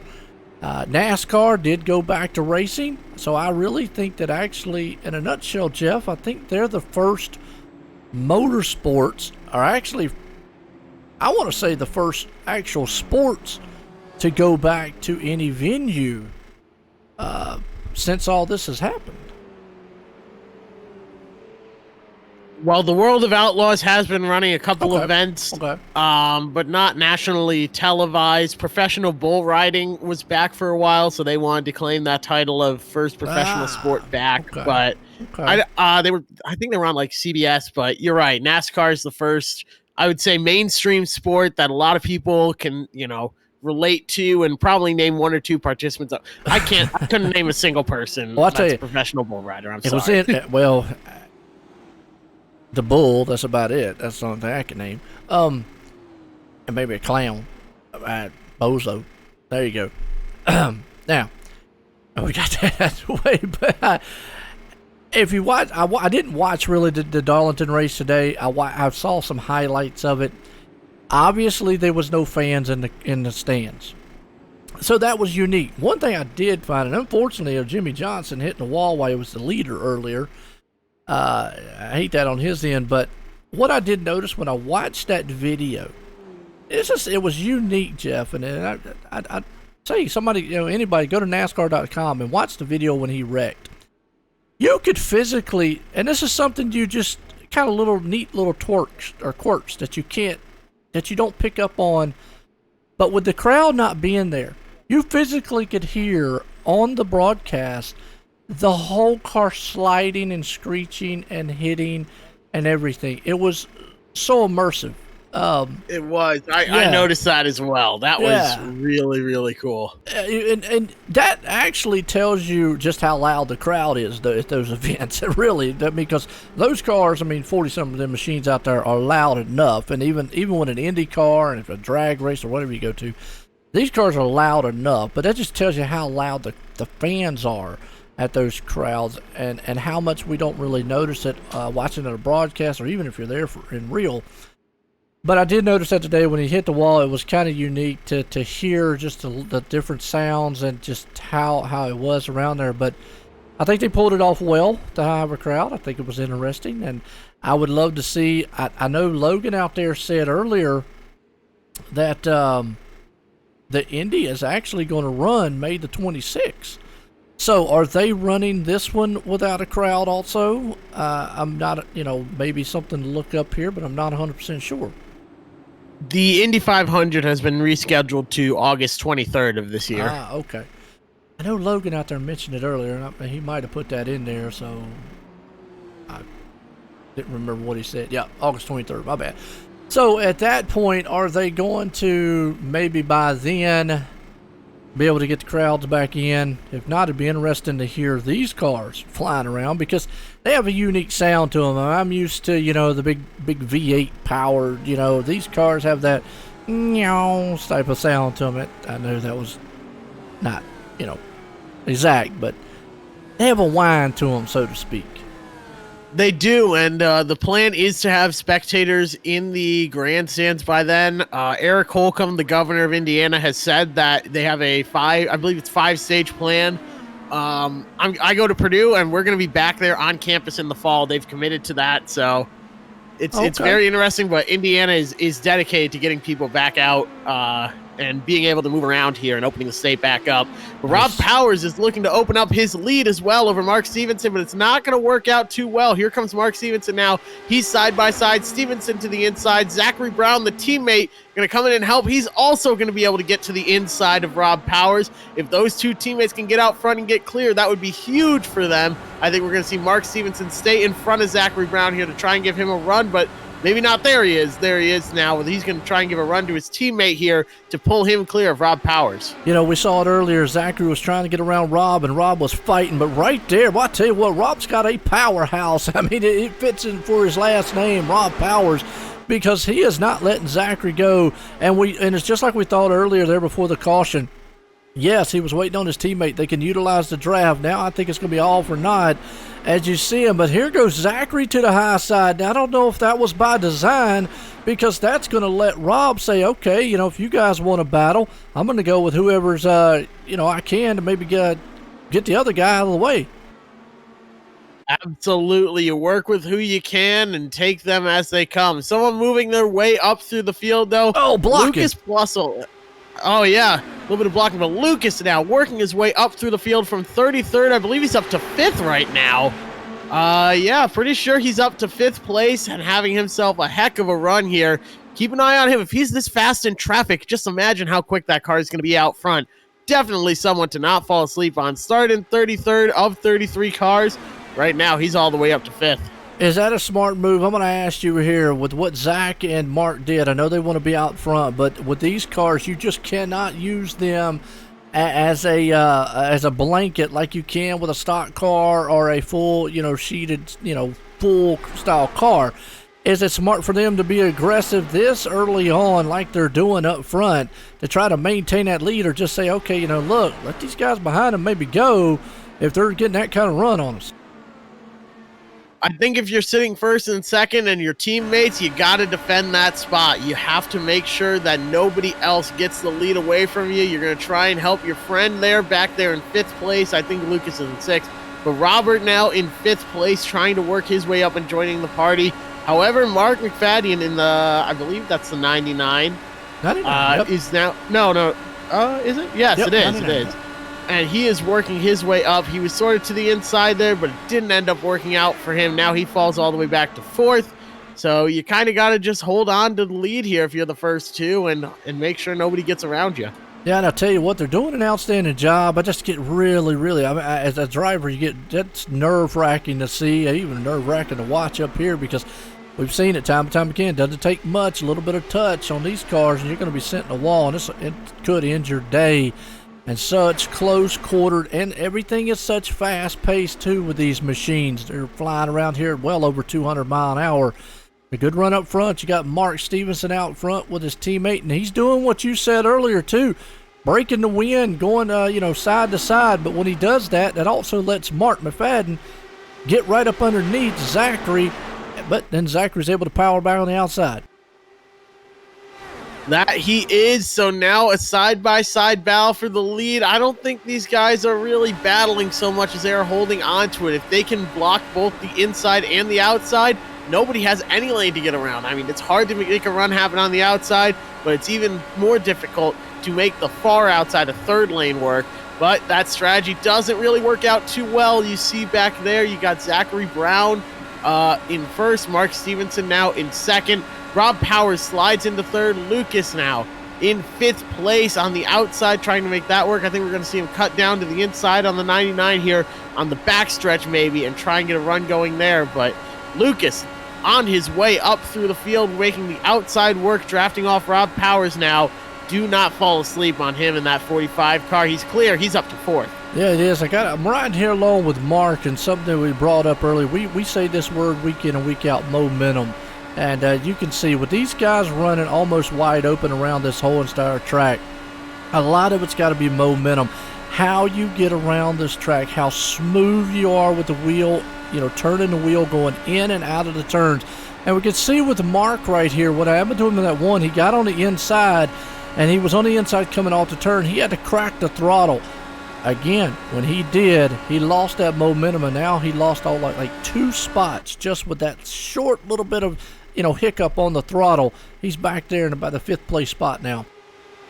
You're absolutely right. At 230 miles an hour, losing even just a couple miles an hour is absolutely killer. You have to maintain as much speed as possible, and to rebuild that momentum after you've lost, it takes a couple laps. Absolutely. Appreciate it, man. Esports Broadcast. How you doing out there? I'm going to say that's Sam out there, or Adam 1. How y'all doing? A good run up front. You got the two teammates, Mark Stevenson and Zachary, up front 1-2. Rob Powers running behind them. We're at the Indianapolis Motor Speedway here tonight for the Indy 500. The majors, check them out on the pacificmajors.com and look at all their schedules and all that they have. They're running pro series here. They run different divisions. This is the Sportsman series here tonight, and these guys love it. Started with 32 cars. We only got there's a couple out of it here. A few wrecks we've had earlier on. So far, very good one here tonight. Want to give a shout out to the charity of choice that they do. They do a lot of charities here for every race. They always pick one, and the Sarge's Place is the charity here tonight. Definitely check out the link. Also want to check out their sponsor for majors, the Majors Garage. Check the link out there in the description. That's coming on board here for the major series. And I got to appreciate Jeff Ben stepping up here. Unfortunately, John T. Wimbish, who usually is up here with me, had he sent me a picture. His internet on the outside was all chewed up, and he said his dog had a field day. And unfortunately, his internet, and he was trying to get it fixed in time. And I was jumbling around, see if I couldn't get a replacement up here. And I appreciate Jeff jumping up here with me. But Jeff is obviously up here with me on Wednesday nights, and he will be up on Thursday nights for the other league that we do on the Thursday, so I definitely appreciate that, and hope you're having fun at this race so far, Jeff. Yeah, absolutely. I love calling Indy 500 races. This is my my second one. My other was the Sim Racers for Mental Health, and right now we're seeing a lot more green flag running here on this long run. We might even see some green flag pit stops. Fingers crossed, those always make it interesting here, but they're on lap 75. They're over a third of the way through this event, rapidly approaching halfway. 75 down of 200 total. Yeah, no doubt. Right now, it's been a team of Mark and Zachary. Caution out. Looks like Nathan Medina was, the catch fence did its job by title. It caught him in the fence. Let's watch. Oh, again, look like got tight. Shot him up the track. He hit the inside wall, and then, he shoots, he scores. There you go. He shoots, he scores. He was up in the fence. Well, I hope everybody out there is, what's up, Sam? How you doing? Hope everybody's having fun out there and enjoying the race so far. It's been a good one here with the Indy 500. These cars are fast, unforgiving machines, and a lot of history here at this track. Just to name, what's up, Tom? Let's just give a little bit more info of kind of here. And obviously this race, another unique thing about this race, it's run usually, except for this year, it's run usually on the same day as the Coca-Cola 600. We see a many NASCAR drivers run both of these races, and I'm going to tell you, that's an Iron Man right there. You run the Indy 500, you jump on a helicopter, fly to Charlotte, North Carolina, to race 4 hours. It's the longest NASCAR race there is. It's four or over 4 hours to race that race. So that's a heck of a day. My hat's off to a lot of those guys. But just got to give a little bit of kind of history here. And again, you can go online, man, and read a lot of this. They consider this thing probably one of the greatest spectacles in racing. It's considered a triple crown of motorsports. Obviously, Le Mans would be one of those other tracks on the triple crown. Monaco, Indy, and Le Mans. There we go. I knew Le Mans was one of them. And there's only been one driver ever. Has there been one? How many drivers have won the triple crown? That'll be my next one. That would be a good history or a good question for a viewer out there. Let me know if y'all know who's the drivers have won triple crown. And then another one, I don't want to get too far off of Indy, but obviously speaking of Le Mans, there's only one American driver that's ever won that one. So if you've watched the movie here recently, you know which one that one is. But either way, back to the Indianapolis here. It's two different periods of racing. They have the FIA World Championships was between the 1925 and 1928. The World Manufacturer Championship was between 1950 and 60. A Formula One World Championship didn't say it was closed on that one, but didn't say when that one was. But seating capacity up to 250,000 people, so hopefully we get that, back here again. Obviously, we just mentioned it shares the same date with the Coca-Cola 600, which is down in Charlotte.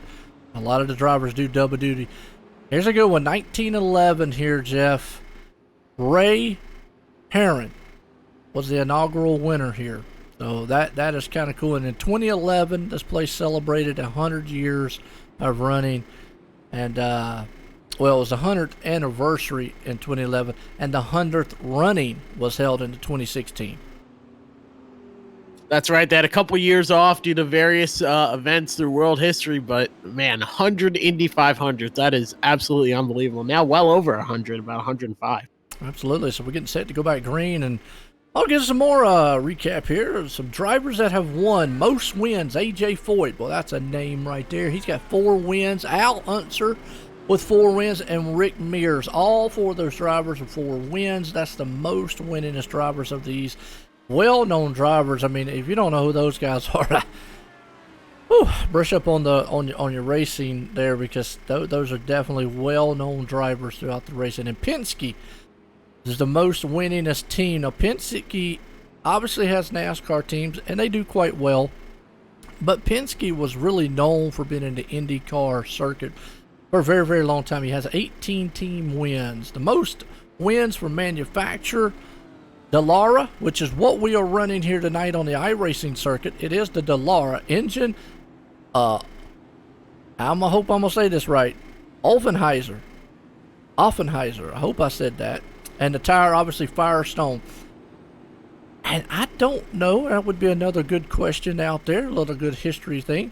Firestone might still be running as a tire in the Indy Series. I know, as far as NASCAR and all, it's Goodyear. They're the biggest name there. So there's some good ones. And the Triple Crown is, Le Mans, Monaco, and Indy. There you go. There you go, Sam. Absolutely. Oh, well, it's a good one here as we're getting set to go back. I like giving out the little history, learning some stuff. I learned a lot about the Le Mans race when we did the 24-hour broadcast. It was awesome to learn about the history of that track. I mean, I follow a lot of the different races and like them. And it's good to see these guys. I don't follow so much of the Grand Prix circuit too much. I do know about Monaco, though. That is a street course, and it is very treacherous. It amazes me how fast they go around that street course there. But we're back green. Mark Stevenson and Zachary, those 2 teammates have owned the top spot. Rob Powers has tried to do everything he can to get around them. Lucas, a good run by him. He's up to 4th. And old Robert right there hanging on to 5th place. I tell you, it's a good one so far. That it is. Mark Stevenson leading. Zach Brown and Rob Powers slipped back into 3rd, but Lucas still creeping back there in 4th place, biding his time. He's worked his way all the way up from 33rd. I don't think those last 3 spots he needs to pass are going to be too difficult for him, as now he gets a run going. I think he's waiting and biding his time. Yeah, I mean, we've not seen anybody be able to do too much right there. Could be a Daytona 24. Yeah, I don't know, Rachel. Well, that's on them on the Triple Crown thing. I've not been able to see anybody be able to get up there and take out the tandem of Mark and Zachary. Now, here comes Lucas on the inside. He'll see if he's able to do anything, but he's also got Robert and Greg back there along with him. I mean, I think it's going to take more than one car to get up there and split those teammates up. I agree. I think it's going to need to be a team effort here. We might see a bit of an alliance form up between Rob Powers in the 47 and Lucas Bussell in the 45. But who knows? Let's see what these drivers end up doing here. It's sort of hard to make friends when you're driving at 230 miles an hour. Yeah, Polesel. There we go. There's more of an Italian style to it. I put the slang to it. I know Sergio out there wanted us to try the Italian to him. But Lucas right now, boy, he has got a fast machine. He's up to 3rd. He is trying. If he was to get some help maybe down low, he might be able to get around there, Rob, and give those 2 guys up there, that duo, a challenge. Let's see if he's going to be able to get it here going down the front stretch. We're 80 laps in. Now he's looking low going into turn 1. He's got a run on Zach. He's got a run almost on Mark. I thought he was going to have something there, but he has to check up, and that lets Zach and Mark stay clear and out front 1 and 2. Yes, it does, and we've seen it all night long. They've been able to get to the inside, just not been able to squeeze by with that pass. Now he's peeks to the inside again to see if he can make a run into the turn. It just has been a hard time to break up that tandem up front. If he could get Rob maybe to get down there and maybe help him, but Rob is just content to stay on the back of Zachary for some reason. I don't know, because I feel like maybe Rob and Lucas there, they could hook up. They might be able to get around those two top guys. I think so as well, but let's see if they're going to be able to work together. Like I said, making friends at 230 miles an hour is a tall task. Everyone's out there and in it for themselves if you don't have a teammate. Yeah, you do, and I tell you what, look at this up front. You could put those cars under a blanket all the way back to about 12th or 13th place spot. Any one of them drivers, again, we take it back. If they make one little slip in the turn, just don't get the right momentum and so forth going around this track, they could go from first all the way back to 10th or 12th there. Because any of those guys can make a pass.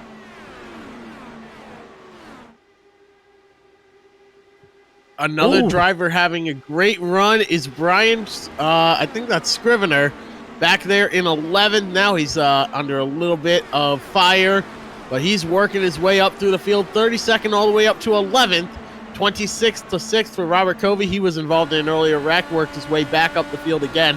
A lot of really fast drivers making a lot of moves here, so definitely very interesting. But out front, Mark Stevenson, Zach Brown, Rob Powers, and Lucas Plussel, they are really working the front here and doing a great job working, holding off the rest of the field. What I've seen so far and what we talked about earlier, whoa, the car in front of Brian Joshua went into the turn, and that thing came out of their dirt track, and it got way sideways. Brian had to lift right there, or he would have just probably went right into the back end of him. It just shows you just how much these cars can get out from under you very quickly, and next thing you know, disaster. But what I'm noticing too is a lot of these guys are hitting sixth gear. Early in the race we were talking about they were staying in fifth. Right now, a lot of these guys are hitting sixth gear down the straightaways.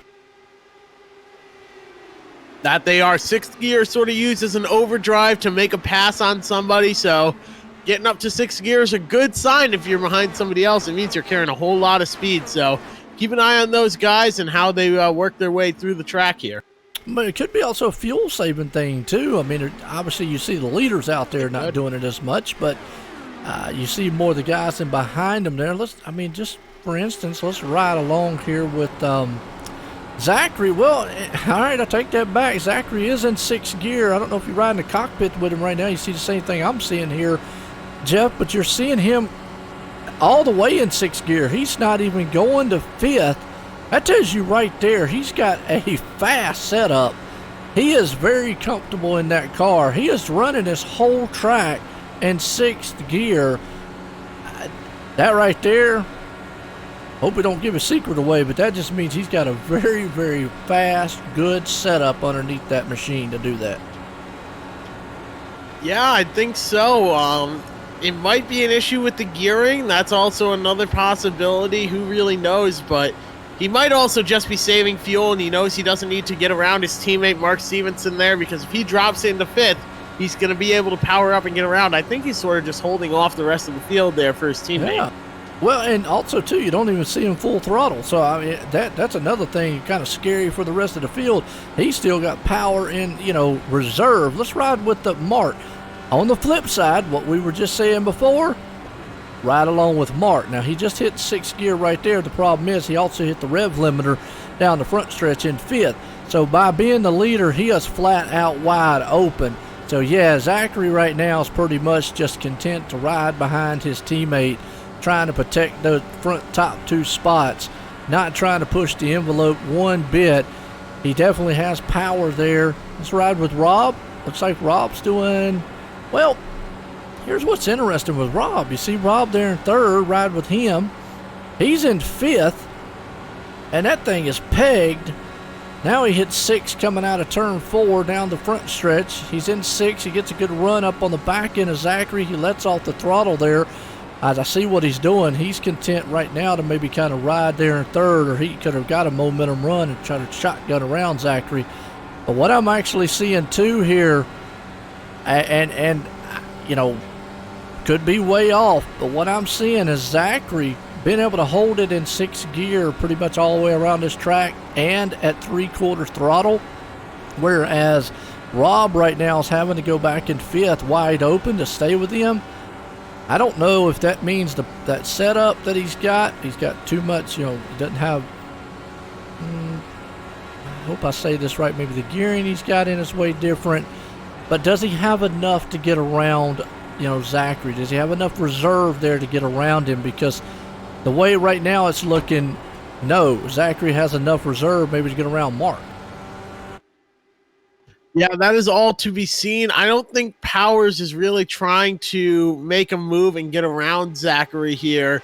If he was, he would let that car get all the way up to 12,000 RPM before shifting. Just because those blue lights are flashing doesn't mean the car is quite ready to shift here. And I know that sounds strange, but for 5th gear, you want to get it right up to 12,000 before you shift. I think he might be saving some fuel here and just cruising around in 3rd place. He doesn't need to push the issue yet. We're not even halfway. No, we're not, and we're getting there very close here with Mark still out front. And, we're used to terms of 8,000-9,000 RPMs, and that's still very impressive when it comes to a V8 motor. You think about that when you talk about motorcycles and stuff like that, but for a V8 motor, these are... At one point, they were V8s. Now, from my understanding, somewhere in the course of time, they switched to V6s. I don't know if the Indy cars still are V8s. I could be wrong. I don't know if there's a mixture out here of them. But either way, 12,000 RPMs is very impressive. It absolutely is. These cars are really on top of their game. They're absolutely incredible. 230 miles an hour, though, is nothing to joke around about. 231 there for Rob Powers going into turn 3. Really, absolutely. It's hard to imagine how fast that is. At 231 miles an hour, you could drive from Massachusetts to Bristol, Tennessee in 5 hours. Think about that. It's unbelievable. Okay. Give a little history here. Just looked it up here. There is many different generations of engines that they have used. It started out, obviously, way back in 96 was the first generation back then. But we're in the 4th generation, which is from now up to 2022.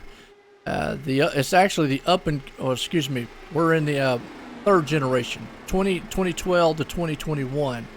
2022 will be the 4th generation, but we're in the 3rd generation era of engines. The current 3rd generation Indy formula was introduced in 2012. It's a fuel efficient, it's a double overhead cam, 2.2 liter twin turbo V6. I thought they were V6s now and turbocharged. Now, obviously, and we're under caution out here. See what it is. I'll get back to that here in just a second. Like Brian, maybe. Looks like Brian. Yeah, he got up into the fence. He did. Oh, touched the wall a little bit right there. And then that car just took a flip and then got caught in the fence. Ouch. So that's what I was thinking there, Jeff, that these machines were V6s. I'm going to go back to what it was here. Were V6s. They were V8s at one time, back in the day, because I remember, absolutely, the 2nd generations were 4.0 V8s, because I remember Ford, and if I'm not mistaken, Chevrolet was involved in with them also. Then Toyota stepped in the era of the V6 and all. But right now we're in the 3rd generation, and basically it is a twin turbocharged V6, 4-stroke. It's Otto cycle, developing an estimate about 550-700 horses. I guess that depended on which level. It says level boost used or non-intercooled system. They're limited to 12,000 RPMs. That's what you were talking about. 248 pounds. The engines are currently supplied by Chevy and Honda. Okay, so Chevy's still in it then. Okay, I know Ford stepped out. They were in an IndyCar scene there for a while. It's been since 2011. McLaren has supplied its TAG 400 engine control units. So these are obviously fuel injected, which is pretty much straight across the board. All racing organizations now, even NASCAR, many years ago, has went full fuel injection. It used to be carbureted base back then, but I don't think pretty much none, even drag racing, NHRA and so forth, everybody's pretty much that. Maybe, I don't even know if some of the dirt tracks maybe some grassroots ones, yes, but that's a different subject. But control unit, the current engine, obviously, like I said, is a fuel injected delivery, combines a direct and electronic indirect injection, about 300 bars, 4,351 psi fuel rail. There's no fuel flow restrictions exist in the IndyCar Series engine configuration. Chevrolet's returned to the series in 2012 to provide the all-new V6 twin-turbo engine. After 6 years of a hiatus while Honda still remains committed, they brought in a new V6 also. The Lotus cars, they provide an engine developed by Judd in 2012, but since 2013, they backed out. So it kind of just tells you right now it's Chevrolet and Honda, as opposed to the turbochargers on these cars are reintroduced from the start of the 2012 season. The turbo configuration is currently a twin turbocharged that is mandated since 2014 and produces the turbo boost level pressures ranging from 1.3, which obviously we'll put it in American for you, 19 to 23 psi, which basically is 19 to 23 pounds of boost. That's a lot. That's a lot of boost for a twin turbo car. So they're making a massive amount of power. Developed on the track and shape, American turbocharged company BorgWarner currently supplies and exchanges turbocharger kits, including the wastegates and all, for these cars since 2014. So kind of give you a little information on what these cars powered. But there is a fourth generation coming in 2022, all new, and it looks like it's going to be from 2.2 liters to 2.4. Still going to maintain everything, V6 twin turbo and all that, but it's just going up about another 0.2 liters in size. So they always say that there's no replacement for displacement. No replacement for displacement. I like it. So we'll see that in 2022, but these cars are always changing. It seems by the day something new is changing on these cars, and they do an awesome job staying ahead of the times, keeping everything safe here, but excited to see those new engines. I didn't realize they were coming that soon in 2022. I didn't either. I mean, like I say, I love it. We talked earlier about, the sophistication of these machines, and just reading here, I'm a motorhead. I did a lot of drag racing back in the day, and I love when it comes to, the horsepower and stuff like that. But it's a good breakdown of what these engines are and what the kind of power, obviously, like I say, from 2020 to present. It's a 2.2 liter, double overhead cam V6, which means basically if you are old school, and I'm going to tell my age a little bit, then you know about push rod V8s, V6s, and back in the day is where the, basically the valves are inside the head instead of over top. So, and the cams are the biggest thing. The cams inside the motor, and it pushes everything up instead of the cams being on top. That's the biggest difference between a double overhead and push rod style motor. So there you go, Jeff. Give you a little inside tech. Little inside tech there. Really interesting stuff. Stephen Paulson now all the way out to the front. We are just 5 laps from halfway already in this race. So Stephen Paulson now leading the way around here. Rob Powers in second. Zachary Brown sitting in third. And Lucas Plussel really on his way up through the field, sitting in fourth place. Well, you gotta, obviously Steven right now is loving what he's seeing out front, but Rob definitely loves it. He's broke up that tandem of Mark. He's got Lucas in between him there. So we'll see, and I think Rob's going to try to see if he can't make short work here, Steven, and get out front and lead this thing and get away from Zachary, because, if Zachary gets up there to him, he knows he's going to give him a hard time, and he might get around him here. So here goes Rob for the lead. Here he comes, but now they're 3 wide for the lead going into turn 1. Wow, all the way on the bottom is Zach Brown. Rob Powers stuck on the outside, a little bit of contact. Wow, they managed to make it work, but a caution further back. And they will be under caution for the halfway point of this race. I think Dominic Warwick was involved there in that wreck. Oh, yeah. Wow, that was crazy. Yeah, I'm not sure. Didn't come up on my side here, so I'm not going to be able to show the replay on that one, so I'm not 100% sure what happened. Yeah, I'm looking for the wreck here. Well, I see it back there, Dominic, and there's another machine right there near him. Dominic just caught the wall off of turn number 4. Yeah, that car's all cocked sideways. Into the wall.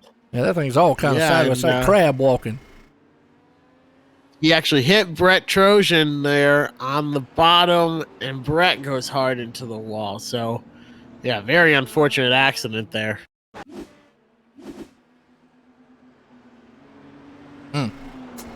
Yeah, apologize there, folks. Didn't see it pop up, so I wasn't able to go back and watch that one. But we saw the cars. You can see them out there crab walking, so it's definitely a hard lick into the wall. And Zachary up there, he's showing off. He's basically inside the pit car, showing, helping it around track.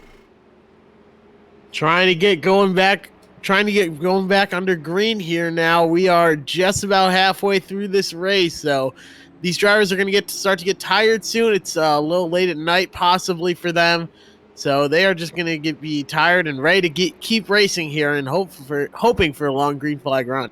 Well, you know, you've got a lot of the American drivers here, but you also have some of the European guys out here, and definitely they're on a different time, time schedule or time frame than what we are here in the States. So that's something to think about. But they are definitely committed to staying here and racing. And that man up front, Rob Powers and company. So nice. I didn't know this one here. This is another good inside here. The performance, the current IndyCar series, the top speed, 235 to 240 miles an hour. Obviously here at the Indianapolis Motor Speedway. That is fast. 240 mile an hour. Wow. Yeah, think about that. That is unbelievably fast. Just amazing that they're able to control these cars at that speed for 200 laps here, 500 miles. That's incredible and says a lot about these drivers. Yeah.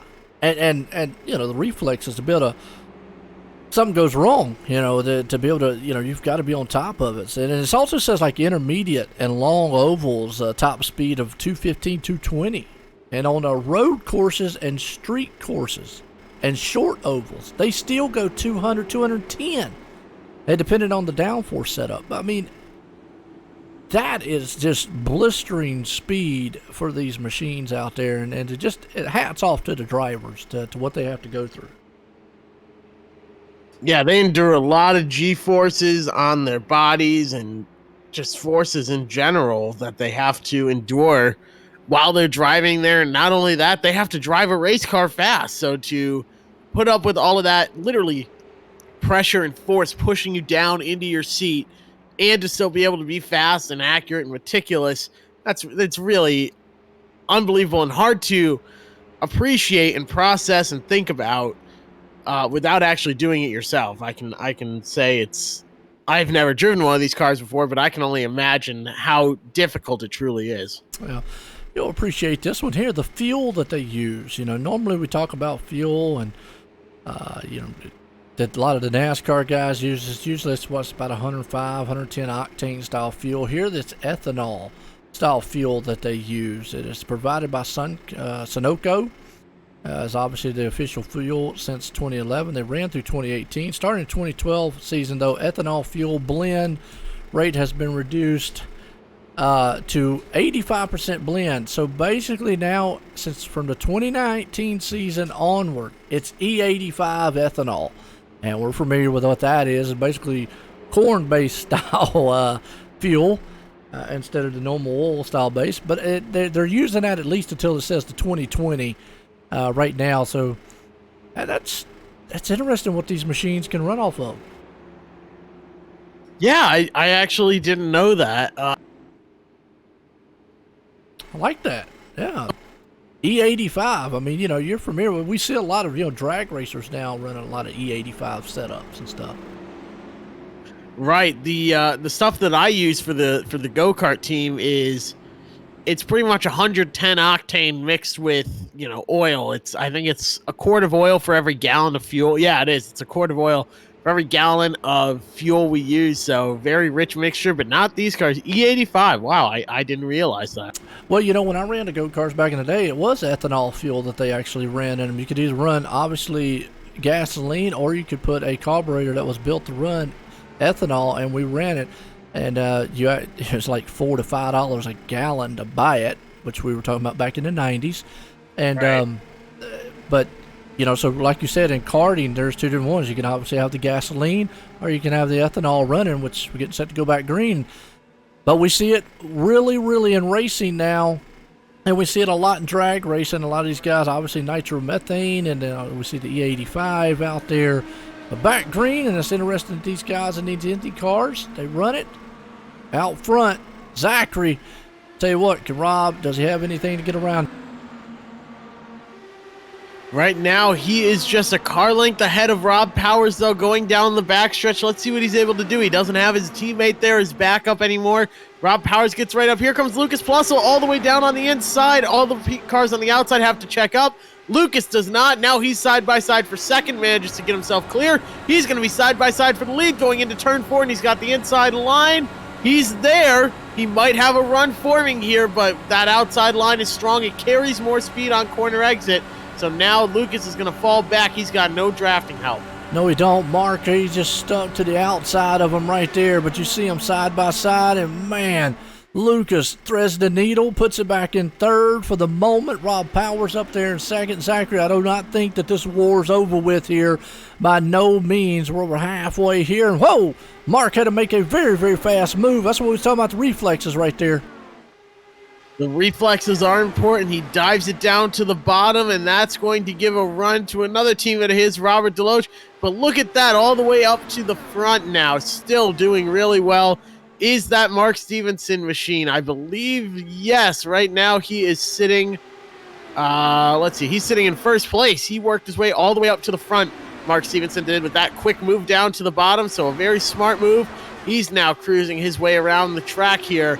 In fifth gear, I think he's going to really try and stay out front here and push it. I think, right there was a teammate by design move. Zachary was up front, and Rob, I could be wrong, but Rob was right there behind him, and I think Zachary might have cracked the throttle a little bit because the way Mark shot that car straight to the left real quick, it was almost like Rob had to get on the binders or get off of it, out of it a little bit because he was running up on Zachary, which allowed him just to blow by both of those machines, not one. So there again, we talking about teammates. They're definitely working together well.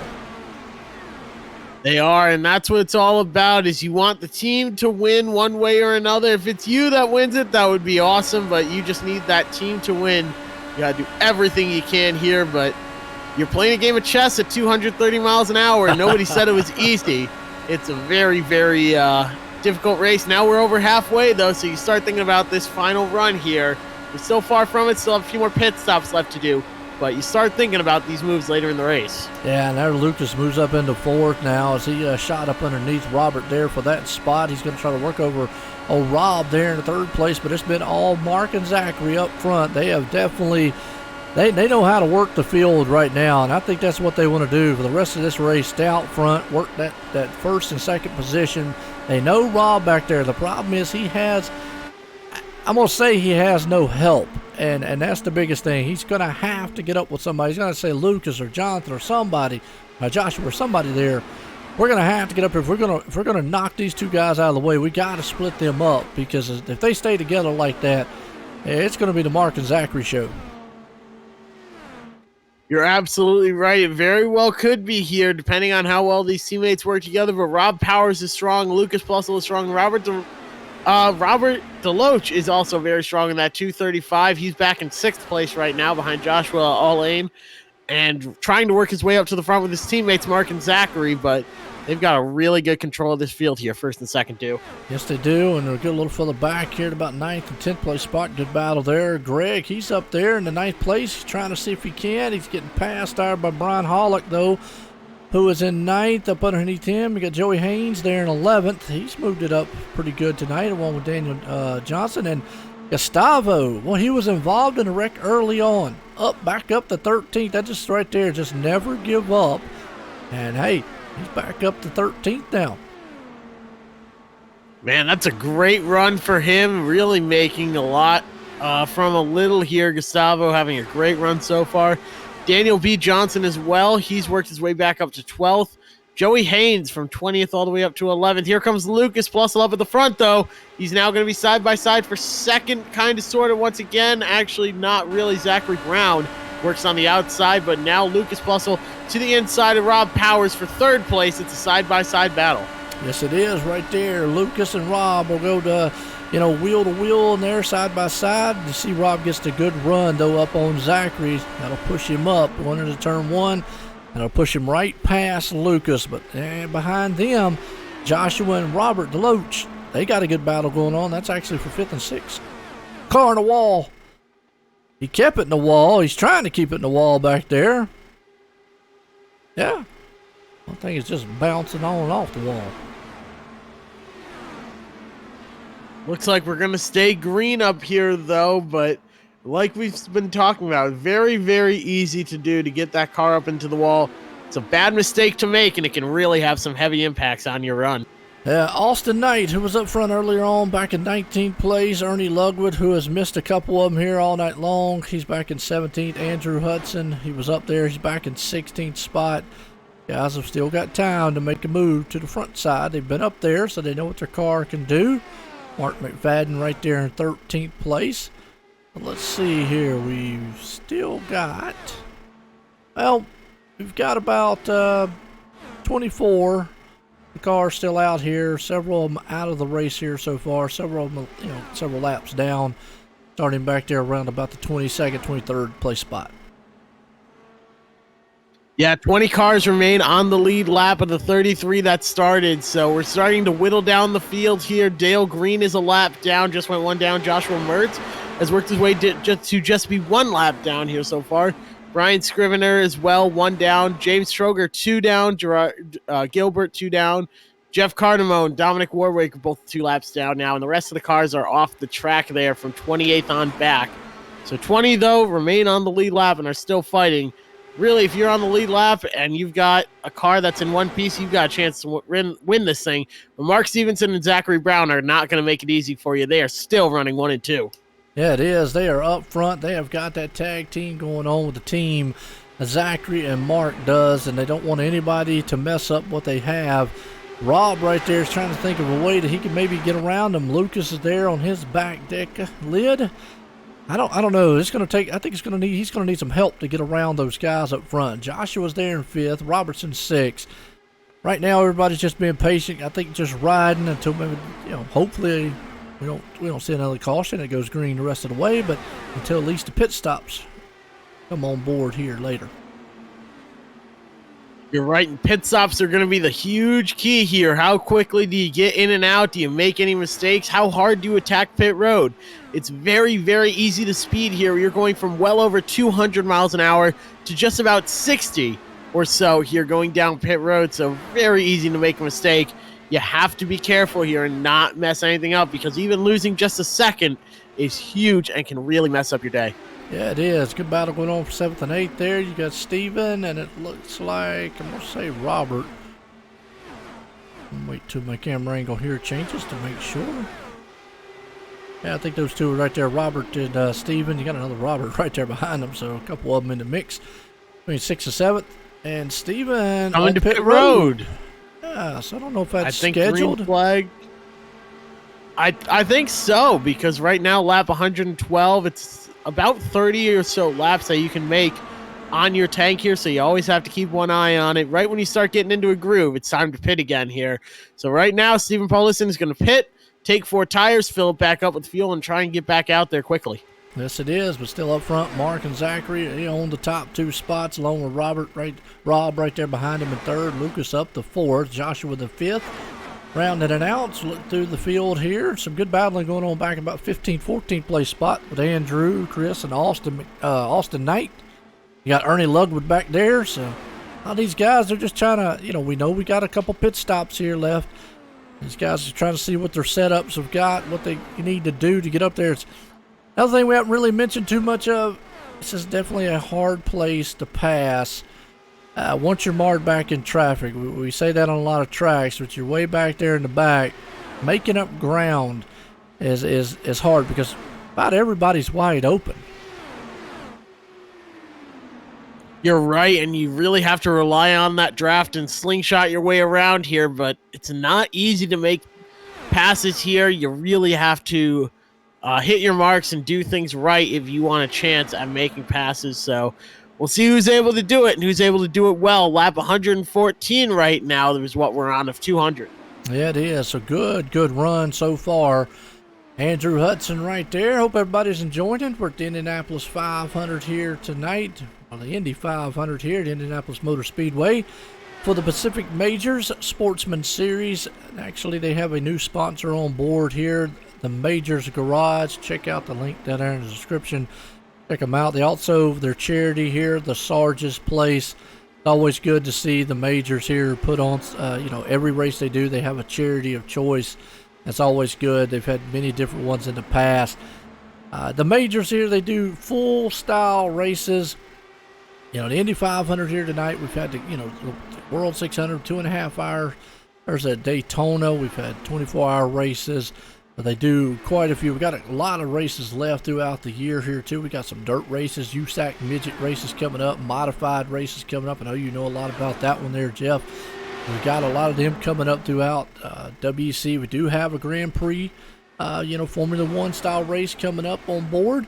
So there's a lot of things. Check them out on PacificMajors.com. And if you're interested on what the pro guys are doing, see, it's not just here the Sportsman Series that is running. The pro guys run. They have many different series. So check out iRacing Esports Network over there. Global Sim Racing Network has the pro guys running right now. This is the Sportsman class. They run 3 different pro series. They run the American, they run the European, and they run the Australian one.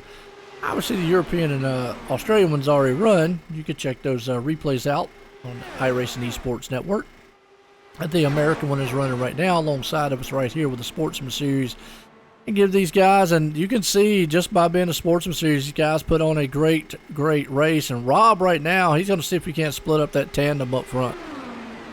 You're right. He makes a move to the inside for the lead. Now he's to the inside of Mark Stevenson trying to run that low line. You see Zachary Brown has now fallen back to third. Lucas Plussel trying to take advantage as well. We're going to probably see him dive to the inside. There he goes.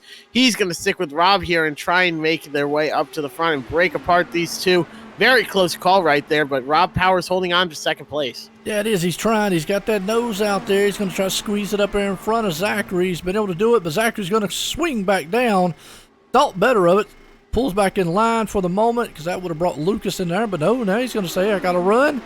Let me go back in here, and I'm going to try to use my teammate. And just like that, I tell you what, they are just playing the draft game up there between those two in second, but it's letting Mark just walk away. What's up, Justin? How you doing out there? It is a great race, you're right. And right now, Rob is just trying to figure out what he has to do. I think he knows he can get around Zachary. The problem is then getting up there to Mark. He has no help, and he knows Zachary's going to go with Mark, or Mark's going to help Zachary out there. Those two guys, and he's just going to need some help. He's going to need either Rob, he's going to need Lucas or Robert to get up there and just say, hey, look, guys, we're going to do something to get around these two.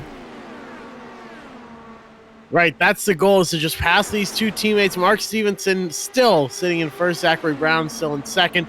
Just a car length separates them, but Rob Powers couldn't get a good enough run going to get around both of them. He's fallen back to to third, with Lucas Plussel now still sitting in fourth place after starting in 33rd. What a run through the field for him. It's really amazing to see. And I take that back there. Robert is actually looks like he's part of the teammate there along with Mark and Zachary. So obviously he's probably not going to be one to get up there and go, oh, sure, Rob, no problem. I'll get up there and help you go around those guys.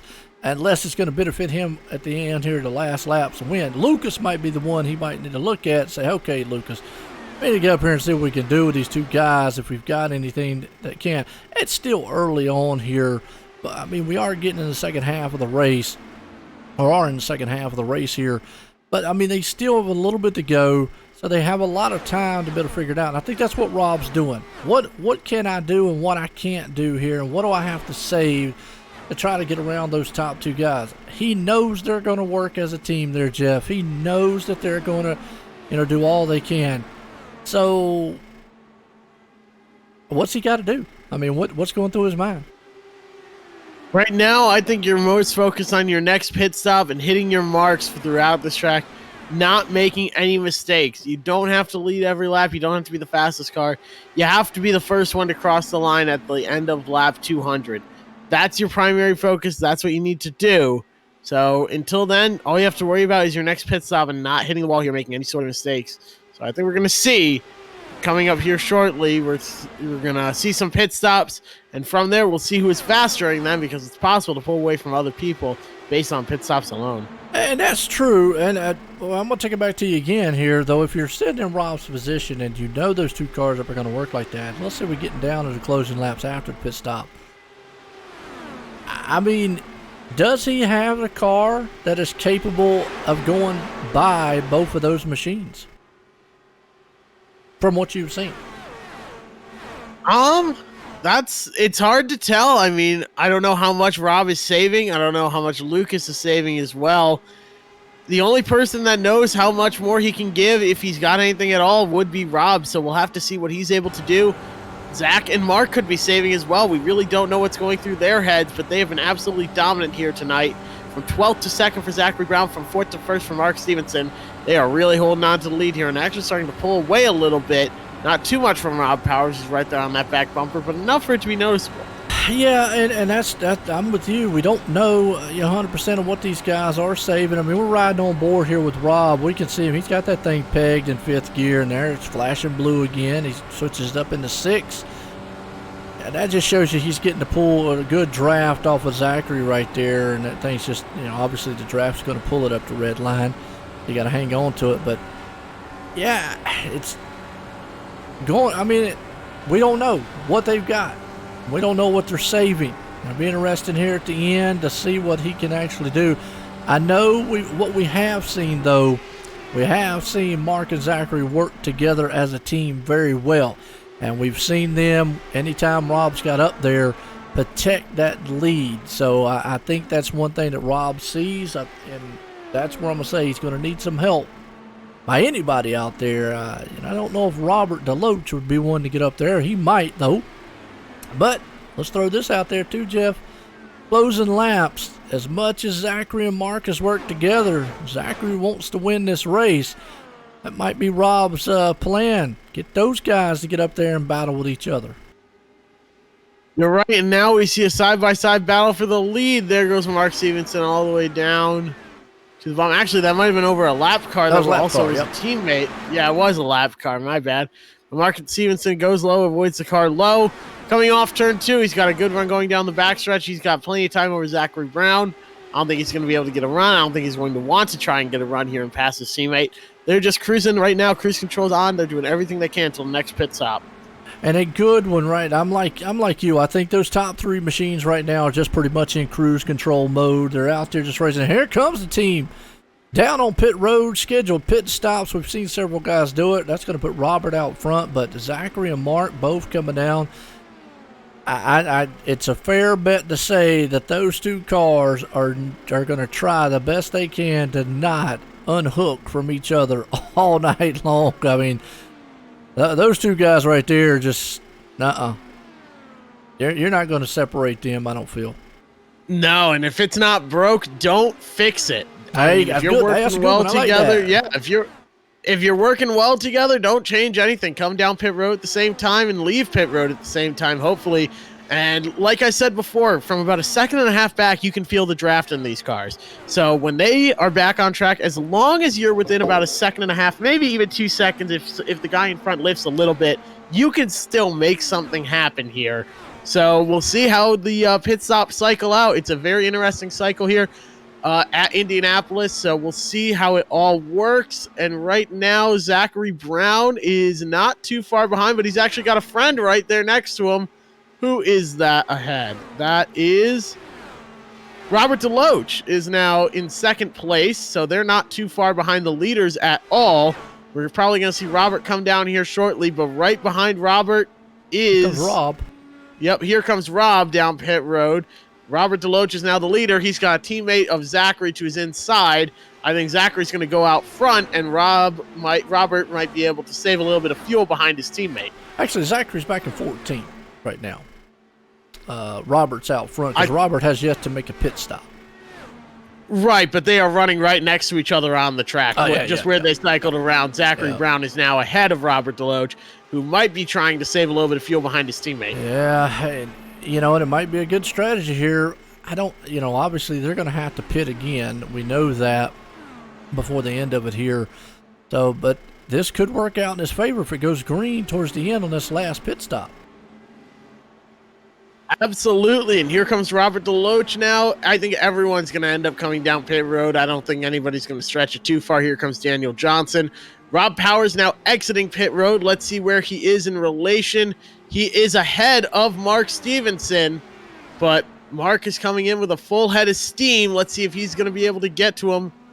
I'm not too sure, but right now, caution is out. That throws a wrench into everything. Yes, it does. Wow. Mark McFadden now flipping down the front stretch in that Ben & Jerry's machine. I think he just caught the wall, but he was involved with... he got caught. Yeah, by Austin Knight, yeah. Austin Knight and him just got together. Next thing you know, it sent him around. Let's go back one more time and watch that thing again. Oh, yeah. That was a hard hit. Oh, yeah, they just got together on the front stretch. Next thing you know, he's just flipping and tumbling. Wow. Nothing he could do. No, there isn't. I think they're going to need only one more stop if they go all the way to the end. I don't think they're going to come down and pit a second time. They're not that close on fuel, but at the same time, I could see it because they're going to be really, really close on fuel at the end here, and they're just going to hope that there isn't a green-white checker. They could make it on one more stop. So they can go 70 laps. Yeah, I believe so. So if they come down and pit again, we're probably going to go back green on lap 136. So they could make it to about lap 170 or so, 171, 172. They should be able to make it to the end from there. One more green flag pit stop if they're green the whole time. Well, that worked out pretty good there for old Zachary and Lucas and all those guys and Mark. Don't think that they will come back down on pit road. They might. Worked out really well for old Rob there. They were able to get in and get off of pit road. Didn't stay a lap down, but it did catch a lot of cars a lap down. No, not a lot, but back at about top 17 machines. I'll be on the lead lap right now. So that actually was good timing there for Rob, Mark, and Zachary. Now, if you're Rob, because it did break up the tandem of Zachary. You're gonna have Lucas right there. On this restart, if you're Rob, do you just try to run that thing as hard as you can to keep Mark out of that lead? Because once those two guys get out front, they've just controlled it. That's definitely a possibility, but at the same time, you're going to need to save a little bit of fuel here, so we could see Rob Powers just sliding behind. We really don't know quite yet. I think Rob needs to have a good strategy here. I hope they've planned for this scenario where they've got cars ahead of them that have been working well together and have been faster the entire race. What do you do going forward? I don't know if that team has a strategy built for it, but we're going to find out here towards the end of this race. Well, Mark Stevenson said during a caution we could bring him down, but I do not see him up there. See Mark McFadden up there. Don't see. Send him a message again and let him know.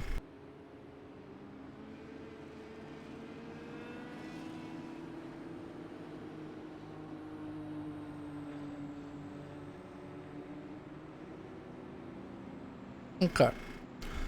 I sent him a message. We'll see if he replies back here. He sent me one that said under caution, he could do an interview.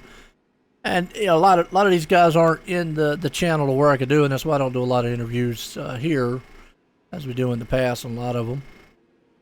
We'll see if he jumps in. We'll definitely do the top, obviously the top three at the end here. They'll jump in, but How's everybody enjoying it out there? I mean, Jeff, it's been a great race so far. I mean, we've seen a lot. We've seen some great passing, great team strategy out here. We've seen a lot of guys just, I don't know. It's maybe a lot better than I thought as far as an Indy race goes. Usually these races get spread out, but these guys have been good racy out here. That they have. They've all been running together here. We've seen a couple different clusters form up for different groups of drivers, but nobody has pulled away out front and gotten a really big lead at any point. The lights on the pace car are out, though. It looks like they're getting ready to go back green right now. Yeah, they're going back green here, so I wasn't able to get a hold of Mark, but we'll see if we get a hold of him here later on. But wow, Mark Stevenson back in 12th. We're going to see now what that car's made out of, because he's going to have to come through the field. Zachary's still going to be in third. Rob out front with Lucas. Robert right there in fourth. Joshua up to fifth. And look at that, Steven to sixth, and Austin Knight seventh. Andrew Hudson up to eighth. Ernie Lugwood, wow, and Gustavo, what a bounce back on his end, up to 10. So guys up there in the top front right now. You're right, and Lucas Plussel now in second place. I think he came down pit road already, because otherwise he'd be running out of fuel right about now. Let's see what he's got. He's got Rob Powers ahead of him, but he's got Zachary Brown, Robert Covey, Mark Stevenson all behind him, and man, those have been some really fast cars all throughout the event. But Rob Powers with a good jump here. He's going to lead the way to turn one. Yeah, it is. Single file start here. Something unique with the Indy cars as the pace cars in. We're back racing here at Indianapolis Motor Speedway. Rob Powers brings them storming across the line into turn one. Good run by him. Lucas, got to keep an eye on this guy back here, Mark Stevenson. He's got a long way to go. This is unfamiliar territory for him. He has really not been marred back in traffic like this all night. Now he's going to be able to see how good of a car he has and just how much he can get to the front. Lucas Plus is the lead for not but a second here, as immediately Zach Brown works his way by and gets up to the front. Man, Lucas had the lead, but he couldn't throw a block quick enough there on Zach Brown. And also, when Zach was coming in, he was about 10 miles an hour quicker. If you throw a block there, you're going to cause nothing but trouble. So smart move by Lucas to not get down in front of him. But Zach Brown now in the lead, and Lucas trying to get a run going here. He's on the inside, down the backstretch. It's a side-by-side battle for first and a side-by-side battle for third. Here comes Robert Covey. Yeah, it is. I mean, these guys, this is actually unfamiliar for Zachary. He's not used to not having his teammate. Now Lucas up there takes the lead. Like you said, Zachary's back in the second. But up underneath there, Robert, and boy, Rob almost got in the back tire there of him, riding on board with him. That was close quartered style racing. Very close quarters, and now Lucas leads that lap, but to the inside, Robert Covey now looking to put a run together and lead the next lap coming. He's all the way down there at the bottom, painting that white line, but Lucas Plussel doing a great job on the outside. He's got Zach Brown behind him and Rob Powers behind Zach. But here comes Joshua Allane. He's working down to the inside. Here it's side-by-side for fourth, and it's side-by-side for the lead as well. Yeah, it is. They are mixing it up front. Exciting run here. Everybody on four tires is feeling good up underneath them, and they are loving it right now. Robert takes the top spot along with Lucas behind him. They've got Zachary held out there. 3 wide into turn one. Is it going to stick? Oh, man, that's scary. Absolutely, they make it work. They all make it work right now. They were 3 wide for a while. They're now 2 wide to the inside. Is Zach Brown working the low line, but not enough of a run here. He's got to get around Robert Covey, or at least stay to that left side there going into the turn. Looks like he'll be there. He's got a chance to lead this next lap here. 137 of 200. How much of a man of steel do you got to feel to take a car 220-some, 30 mile an hour into the turn 3 wide and hope that it sticks? That's just what kind of confidence they have in their setup, the tire, and what their ability can do. Still door to door with Zachary and Robert up front. Behind them, Lucas and Joshua. This is some outstanding racing, and they're an open-wheeled, and did I mention 230 mile an hour? Hard to believe, and think about just how fast that absolutely is. That's about 4 times as fast as highway speed. Contact. A little bit of contact. Wow, and they're still bumping and beating on each other. at 230 miles an hour. Can you believe it? Jeff, I'll tell you, it makes me nervous, and I'm up here in the booth, but these guys back down there driving these cars, and Robert and Zachary down there are just hammering on each other. And, well, we're not talking about door to door. They're doing it with tires to tire. It's a very dangerous game to play, but I don't know. They're all making it work here, so props to them. Absolutely. Robert out front, Zachary right there, Lucas in the mix. Again, battle for the lead. Zachary does not want to give up that top spot.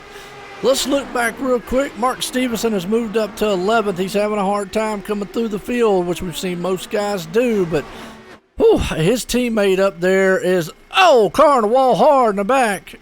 And he gets off the track. I'm not sure if he's going to come back up the track. No caution yet. Yeah, it is Gustavo. I don't know if the caution's going to fly or not. But we're going to go back and watch. And Gustavo actually slammed the outside wall. That car went straight to the wall, back to the inside, came back up the track. And the reason no caution is because he got it on pit road and flips it down pit road. Well, if it's on pit road, then it's not going to be considered a caution, which is unfortunate for Gustavo, but I think all the other drivers are ready for a long green flag run here. They've got about 60 or so laps to go, and they are really starting to feel the heat. They know they need to make something happen soon. Turning up the wick up front, you see Robert right there. He's up there battling along with Zachary. They have not gave up on each other. Zachary's high, Robert's down low behind him. Joshua and Rob Powers are falling off the pace. Now Robert's got up front, and now we're under caution. And I think it's for Jeff Cadmore. I hope I said that right. But Cardonum. Anyways, we'll just say Jeff. Unfortunate there, but looks like we are going to go back to caution here. Yeah, it looks like it was on him. Watching the replay here, watching right along. Looks like, he caught the apron, shot the car up the track, right into the wall. Yeah, he caught the rumble strips, and that car went up the track, and then he got out of the way just in time before the pack came. Wow. Good job on his end right there. But, I'm going to tell you, that's going to let these guys catch their breath because they definitely were doing some racing up front. Robert and Zachary and Joshua and all them guys, that was a battle. It really was, and a great battle all around for all those drivers. That was really phenomenal work. 3 wide action at the front for the lead. I'm excited to see how these guys, and that was for we're about lap 140 in this race. Can you imagine how it's going to be on lap 199 or lap 200? Crazy. I mean, if they're doing it now, I mean, like you just said, it'll be amazing to see what they do coming down to the end laps here. But Zachary's been up front. We'll see if he's able to hold on to the top spot. Joshua's been there. Robert's along with him. Lucas in 4th and Rob Powers in 5th. This has been some, I don't know. These guys have put on a show so far. They have. They've been doing a great job, but let's see now. Taking a look, we've got 14 cars, less than half the field remaining on the lead lap. This is a long endurance race. 500 miles at Indianapolis. It's not easy to finish. So to have this many cars on the lead lap isn't all too surprising here, 14 of them. I think if you're towards the back, Daniel V. Johnson and all that, you come down, you take 4 tires. We're seeing Daniel come down, get 4 tires, fill that thing back up with fuel, and that maybe you can make something happen here, get off strategy a little bit, and stay out a little bit longer here. But right now, your bet is pretty much made if you're up towards the front. You got to stay out and run that tank dry and try and make it on only one more stop. So you don't do a pit stop. There's a lot of guys doing pit stops and get maybe some tires or something here. Run it to the end.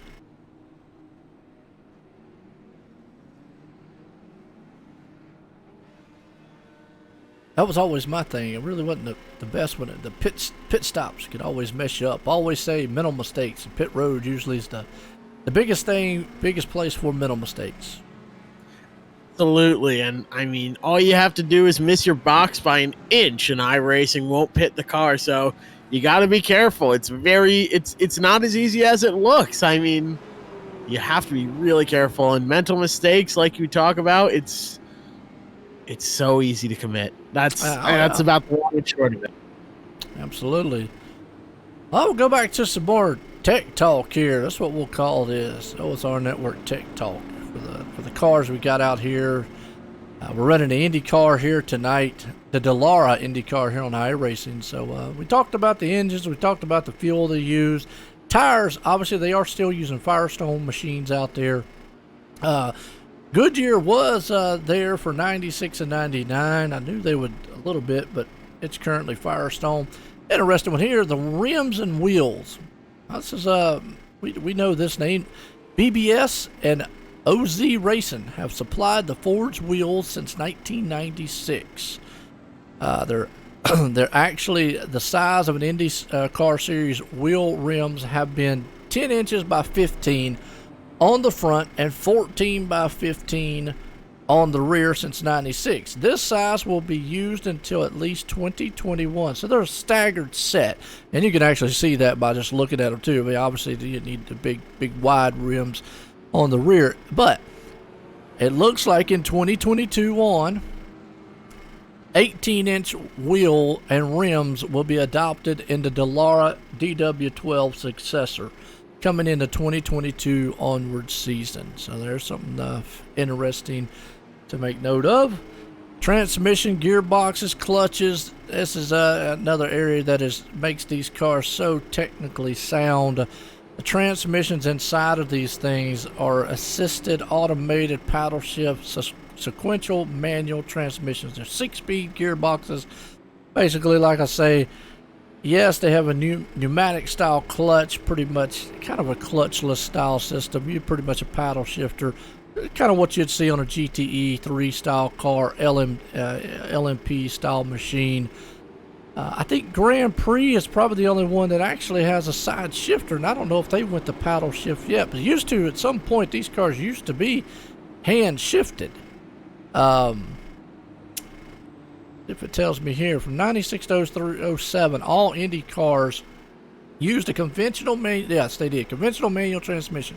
So in 07, they switched it. It was a 6-speed gearbox. I remember they used to use a clutch with a manual shifter. You see their hand pull over to the side and kind of sequentially shift it every once in a while. But I'm pretty sure that, these now are paddled style. It used to be like a hand style in the back. Yep. So they have a finger clutch that they use. There's actually a clutch on the wheel that they use and shift with their finger. Well, it said it's automated, assisted automated. I don't know what in the world that means. Paddle shift sequential manual transmission. So I don't know if it's automatically actuated pneumatic clutch. So that would tell me that maybe they've changed that and it's actually still the same. But we're back to green. That's some good tech talk for you right there, folks. Back green, and Zachary and Austin's out front. We'll get into more of that stuff here in a little bit. Good racing, though. And Andrew Hugh up there to third. We'll see what he can do. Seeing what he can do, but Austin Knight right now really using that draft to his advantage to get up to Zachary Brown and Andrew Hewson as well, sitting in third. Those are teammates, Austin Knight and Andrew Hewson. The 210, the 03 seem to be working together. So they're both going to dive to the inside on Zachary Brown here and try and get themselves clear. Austin Knight will lead that lap 145. And here comes another teammate, though, of Zachary Brown, Andrew Deloach. He's now trying to get up to his teammate, but he's got Robert Covey as well to worry about, and a lot of other cars trying to either get their lap back. That's what you see there. That's Joshua Mertz trying to get his lap back. Dale Green. All these guys, one lap down, but trying to work their way back onto the lead lap. Austin Knight touches Zachary Brown, who's going to hold onto it. What a save. Crash. It's touched by Andrew Hewson. Zachary Brown now goes flipping and tumbling. Oh, no. Let's go back and watch it. Yeah, contact between him and the leader. He held on to it, and the car just slid. And just from that, he took a tumble. Wow. Let's go back and watch it one more time right there. Woo. He had the car saved, and then Andrew Hewson just darted up the track and hit him. But Zachary Brown had that car saved till the 03 moved up. I don't know. I really don't know what caused that to happen, but wow. Well, they were side by side racing for the lead. Both of them made contact going into the turn, which is the worst place in the world to make a contact. And then Zachary had that thing slid. And when he slid, he almost had it saved. The problem is he was coming down too, and those two cars just met at the same time, saying right place, wrong place at the wrong time. And from that point on, Zachary took a ride. The good thing is, hopefully he does have a fast fix. He'll be able to get back out there, but whew, hard lick. Wow. That it was. Hopefully he does have that fast repair still there and ready to use. It's very easy to accidentally use one, though, without even realizing it, because if you go down pit road and it's checked, even if you have no damage, it'll use up that fast repair. So, yeah, very unfortunate for Zachary Brown, but hopefully he does have that fast repair so he can get back out and run and compete here. The top 13 are all still on the lead lap, but Zach Brown now sitting in 12th. He's in some trouble. Absolutely. So here we go back to green flag here as we're getting set to get this thing back underway. What a race so far. Wow. Zachary up there. Well, he's been up front along with Mark Stevenson, his teammate, all night long, but man, a hard lick. He should be able to get back out there though. He's back on pit road. We'll see if he fixes the car. Yep, he got it fixed. Yes. So there we go. Yes, he does. All right. Wow. Well, that puts Austin Knight and Andrew Hudson, and I know somebody out in the chat definitely was pulling for them. That would have been Rachel Williams. Well, got the teammates up front.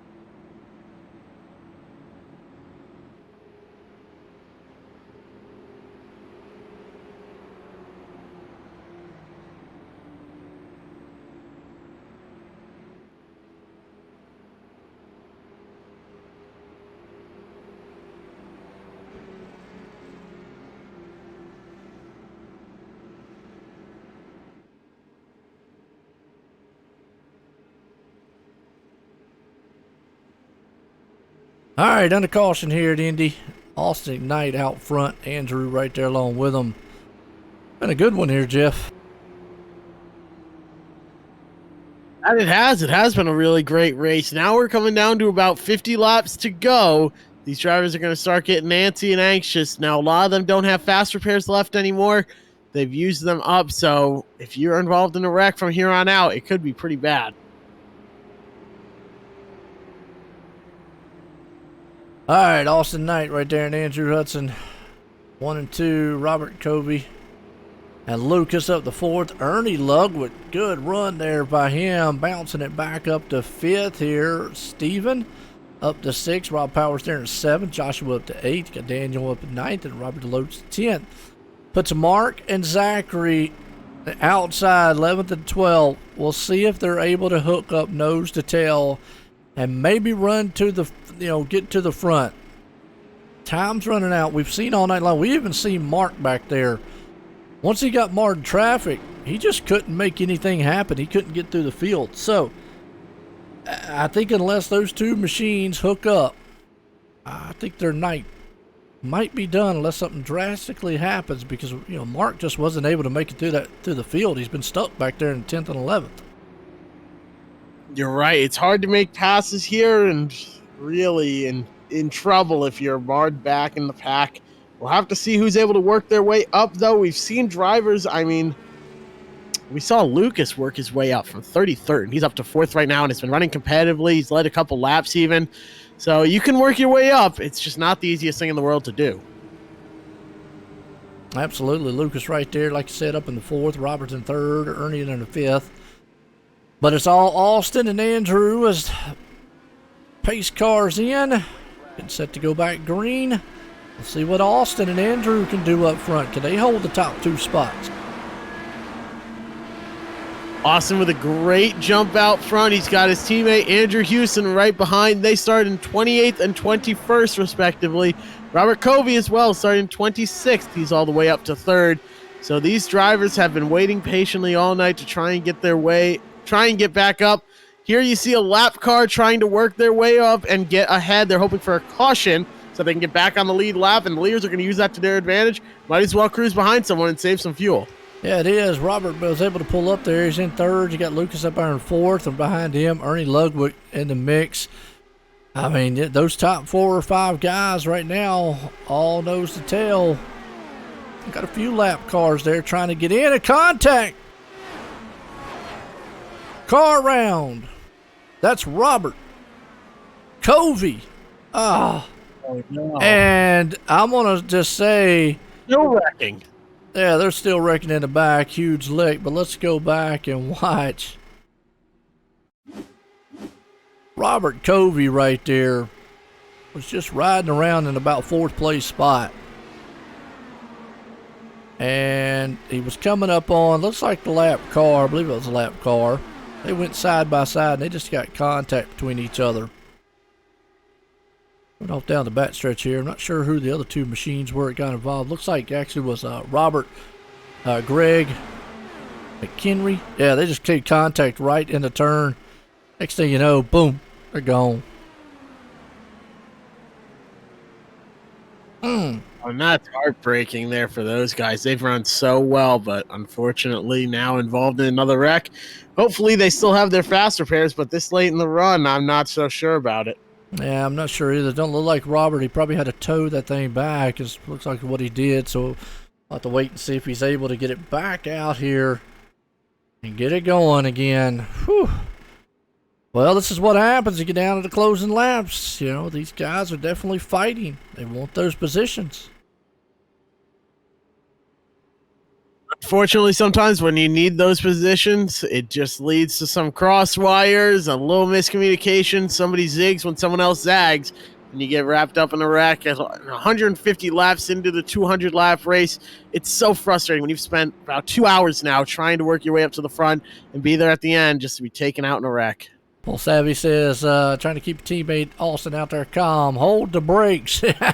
Well, either that or hold that thing wide open and get out there and run away from the field, too. So sometimes I don't know, you have to take it both ways. Multiple ways to skin a cat, so we'll see who comes out on top here, which strategy works out best. Yeah, it is. A good one so far with all these guys. Appreciate everybody tuning in. It's a good one. Man, we get down to closing laps of this one.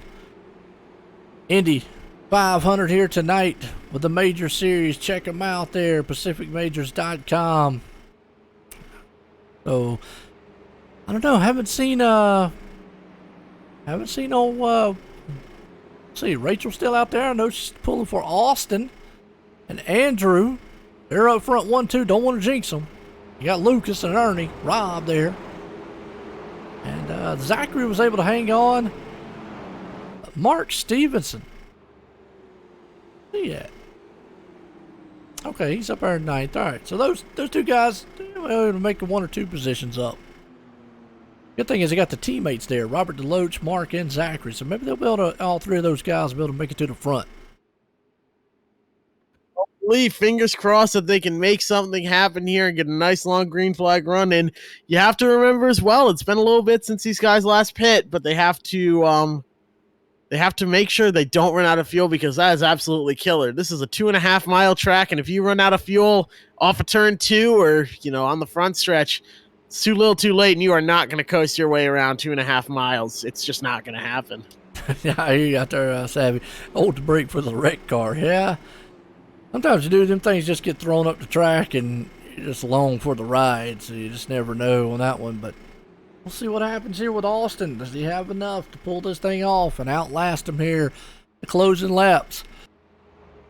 Indy here tonight, Indianapolis Motor Speedway. Good one. See Zach Brown. He's going to be the last car on the lead lap back in 11th. It looks like maybe Green back there will. Dale Green. But he's back in 12th.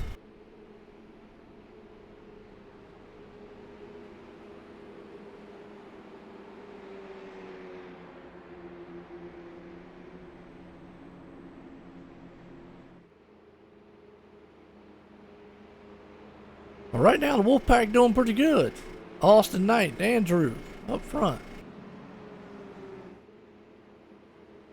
There's nothing wrong with that. Andrew, so do you think he can keep the nerves down up there? He's not been up front most of the day.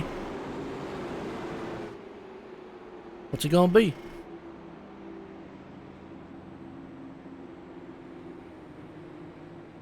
Remember, he got caught in a wreck earlier on, too.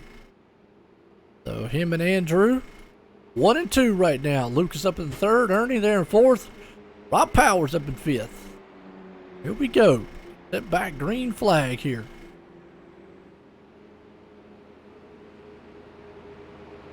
Did I lose you, Jeff?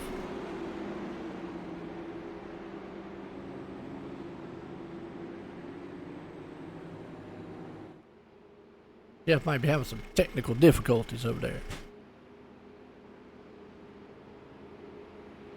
Austin here was getting set to go back green.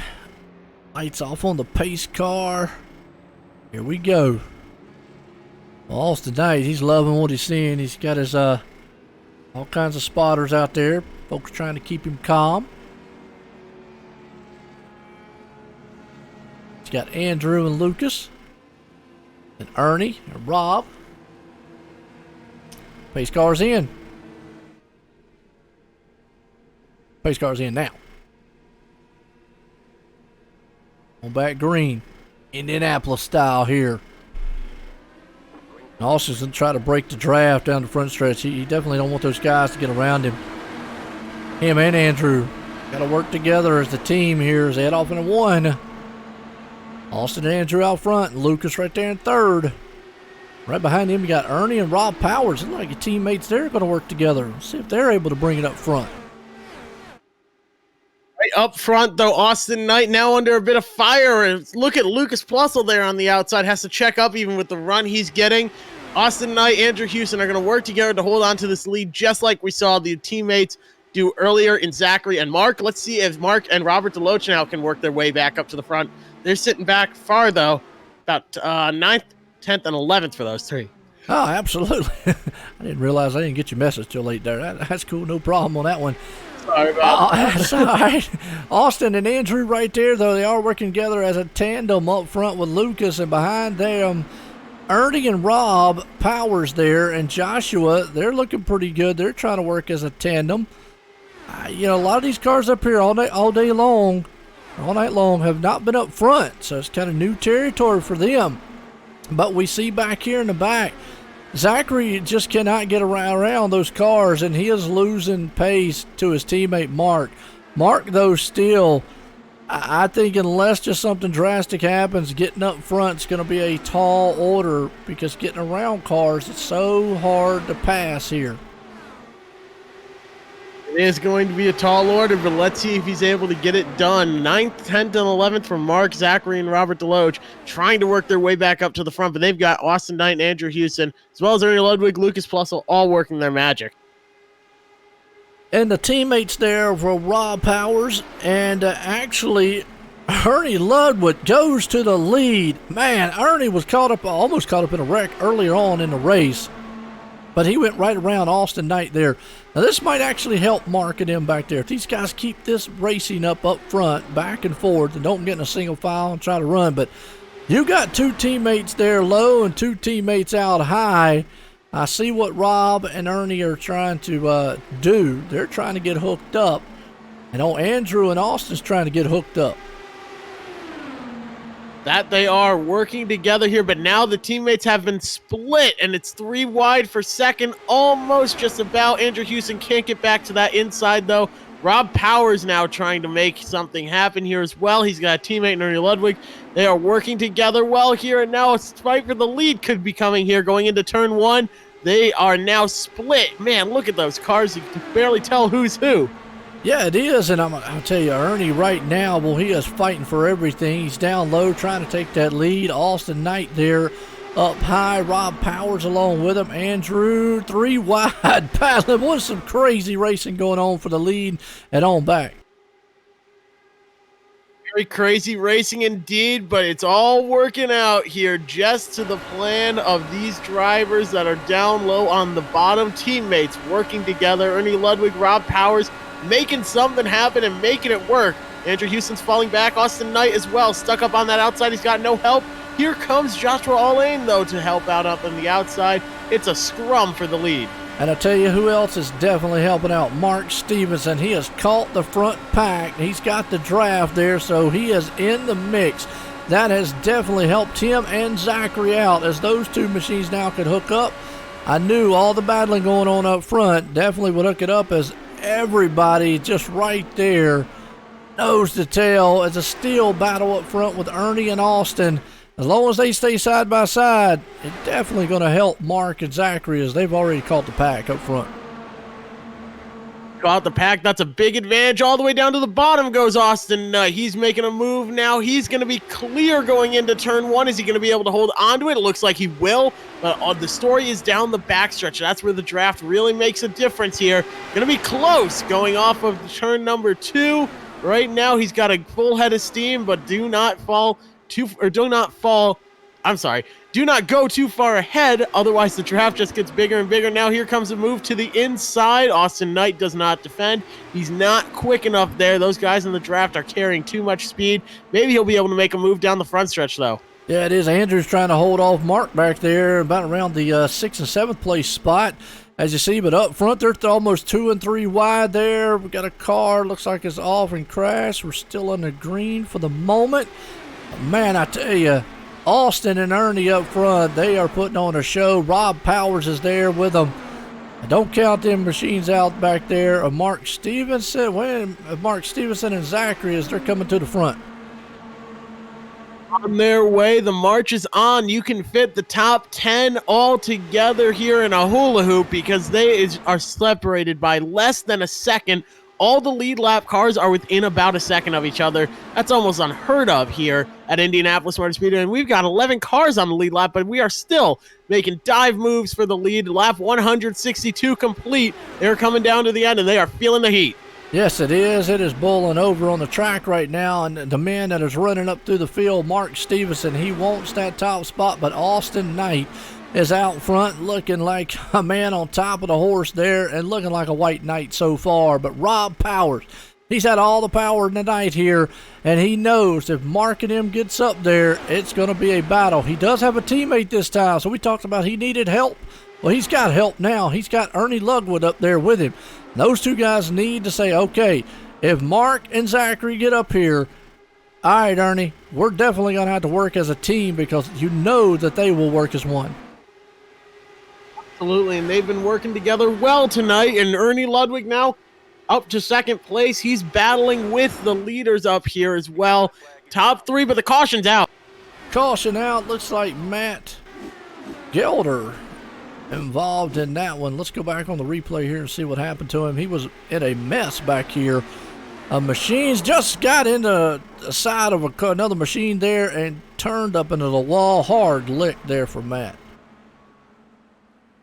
Unfortunate there, and we've been talking about the fast repairs or the lack thereof for these drivers here. If they've already been used, that's it. It's one and done. You don't want to have to waste it early, but a lot of these drivers involved in different wrecks, I think a lot of them might be out of fast repairs. And this is what I think a lot of guys, what Mark and Zach love to see.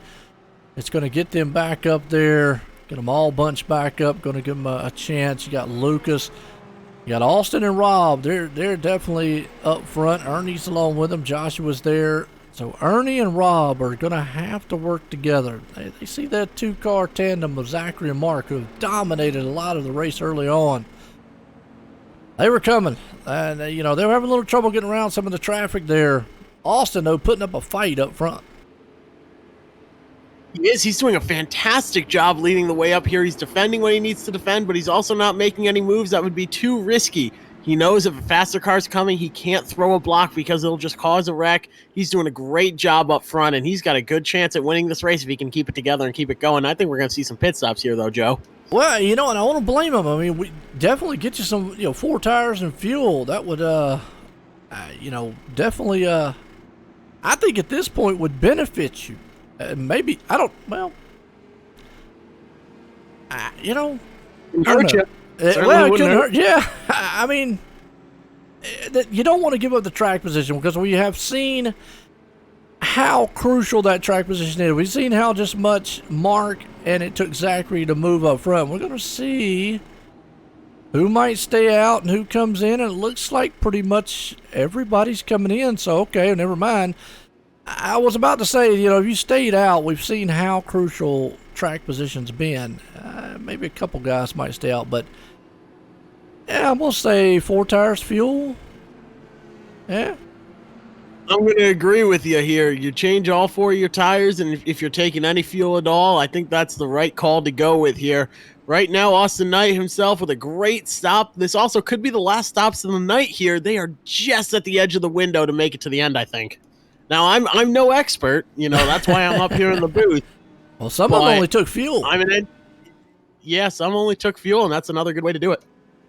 Well, would you take tires if you were on the driver? That's a good call. I would be hoping that I have a crew chief up on the box who's making that call, but yeah, I think if you're going to take fuel, you might as well take tires and have that grip advantage here.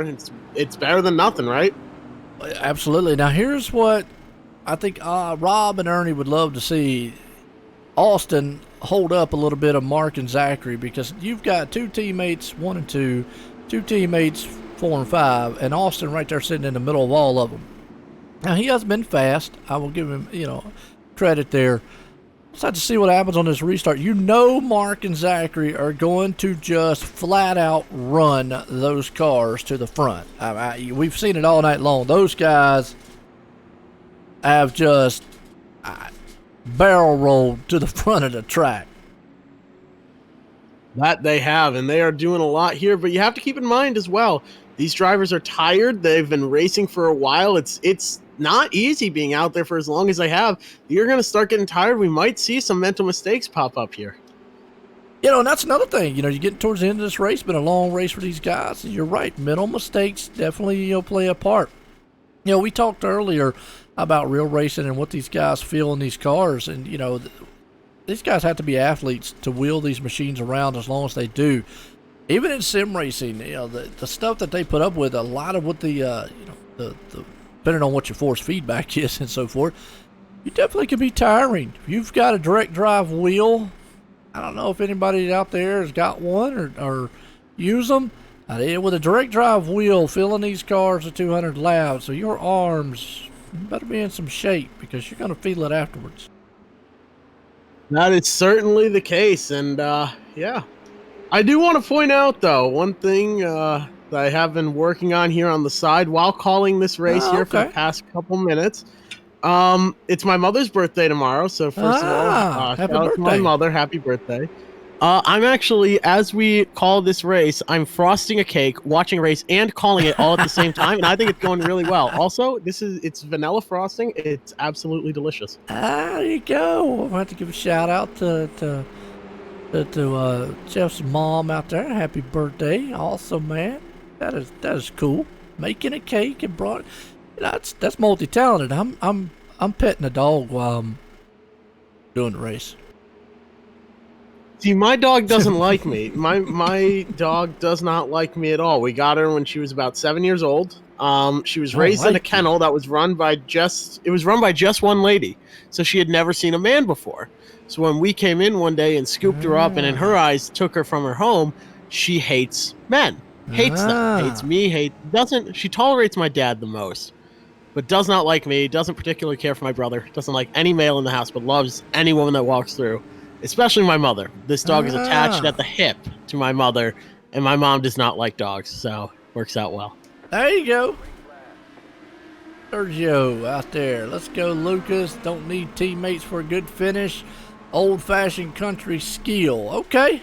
Well, let's see if he's got skill out there, because he's going to need it, because he's got a slew of teams around him. And Lucas is back in 6th. We're back in the green, and I knew it. Mark is going to just see if he's going to try to waste no time to get around Austin and get up there and battle with Ernie and them. And what Rob's going to hope is he's going to say, hey, Ernie, hold Mark up for a little bit. You're right. That's exactly what he needs. And right now, Austin Knight was in 3rd place. He's fallen back a spot. That's Mark Stevenson ahead of him.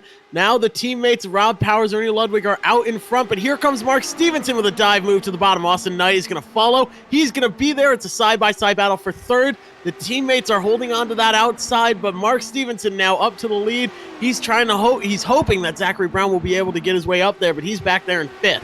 What kind of rocket ship does Mark have to do what he just did? That car looked like it had jet fuel put up underneath it. But Rob says, you know, that was an impressive move. Let me show you what I can do. On the outside, he's going to see if he can't motor around Mark. That was just an impressive.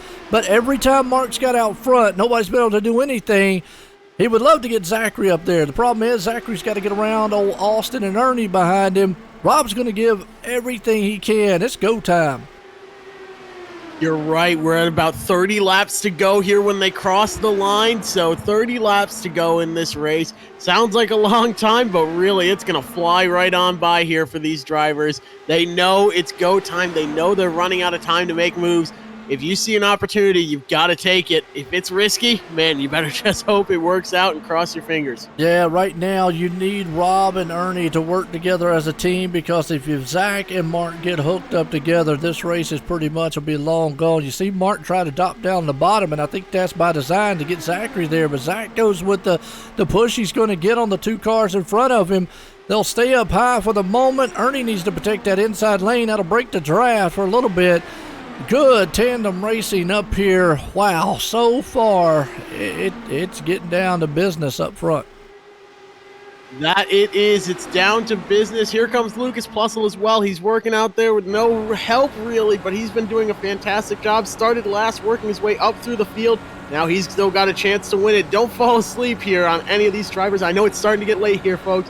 Do something to stay awake if you have to, because this racing is going to be worth it at the end here. Yeah, right now you see the teammates, and I think Mark's trying to drive down there and say, Zachary, come on down with me here and see if he can't get a run. But Ernie keeps doing what he needs to do. He blocks that inside lane, takes away that draft advantage. That is a fantastic move, and that's a good communication, I feel, between the 2 teammates. Now you see down the front stretch, and look what Ernie did again. He said, I see what you're doing. He said, you're going down there to get the draft. Not happening. He flies down there, breaks it up, then he moves up. And he's still, so yeah, they are definitely working it out here. That's allowing Lucas to get up there with them.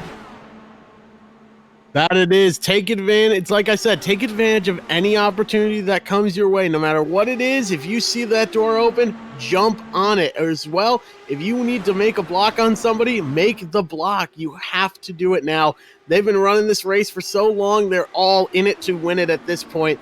You have to do what you have to do. And right now, if that means blocking like Ernie, you do that. But if it means taking advantage of opportunities like Lucas is, you just take advantage and hope you can be there at lap 200. And right now, you see it. Rob out front. You've got Ernie right there in second for the moment. You see what they're doing. Now they're going to try to split Ernie. Nope, not going to happen.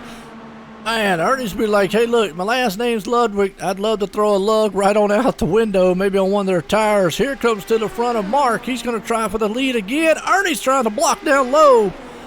Oh, he drove him all the way down to the inside. Didn't work, though. Didn't work at all. Now Ernie's losing all that momentum he had built up. Behind him is Austin Knight now.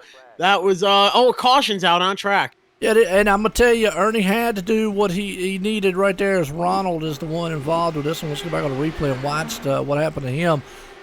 Oh, just got a little contact sent up into the wall. Next thing you know, flipping. Oh, hard impact on the inside wall there. Ouch. It was net code, too. Oh. Wow. Well, this sets it up well up front here. Mark Stevenson's out there. Rob and Zachary got what they wanted. They're gonna be up front. Lucas, now Rob lost. He still has Ernie there with him. they were doing what they needed to do as a team, blocking and taking away that advantage as air. I really feel, and I know Sergio out there said don't need teammates, but right now, in order to beat those two guys, Lucas is going to have to think about maybe I need to work with Rob, at least until obviously the last lap, or maybe right before it.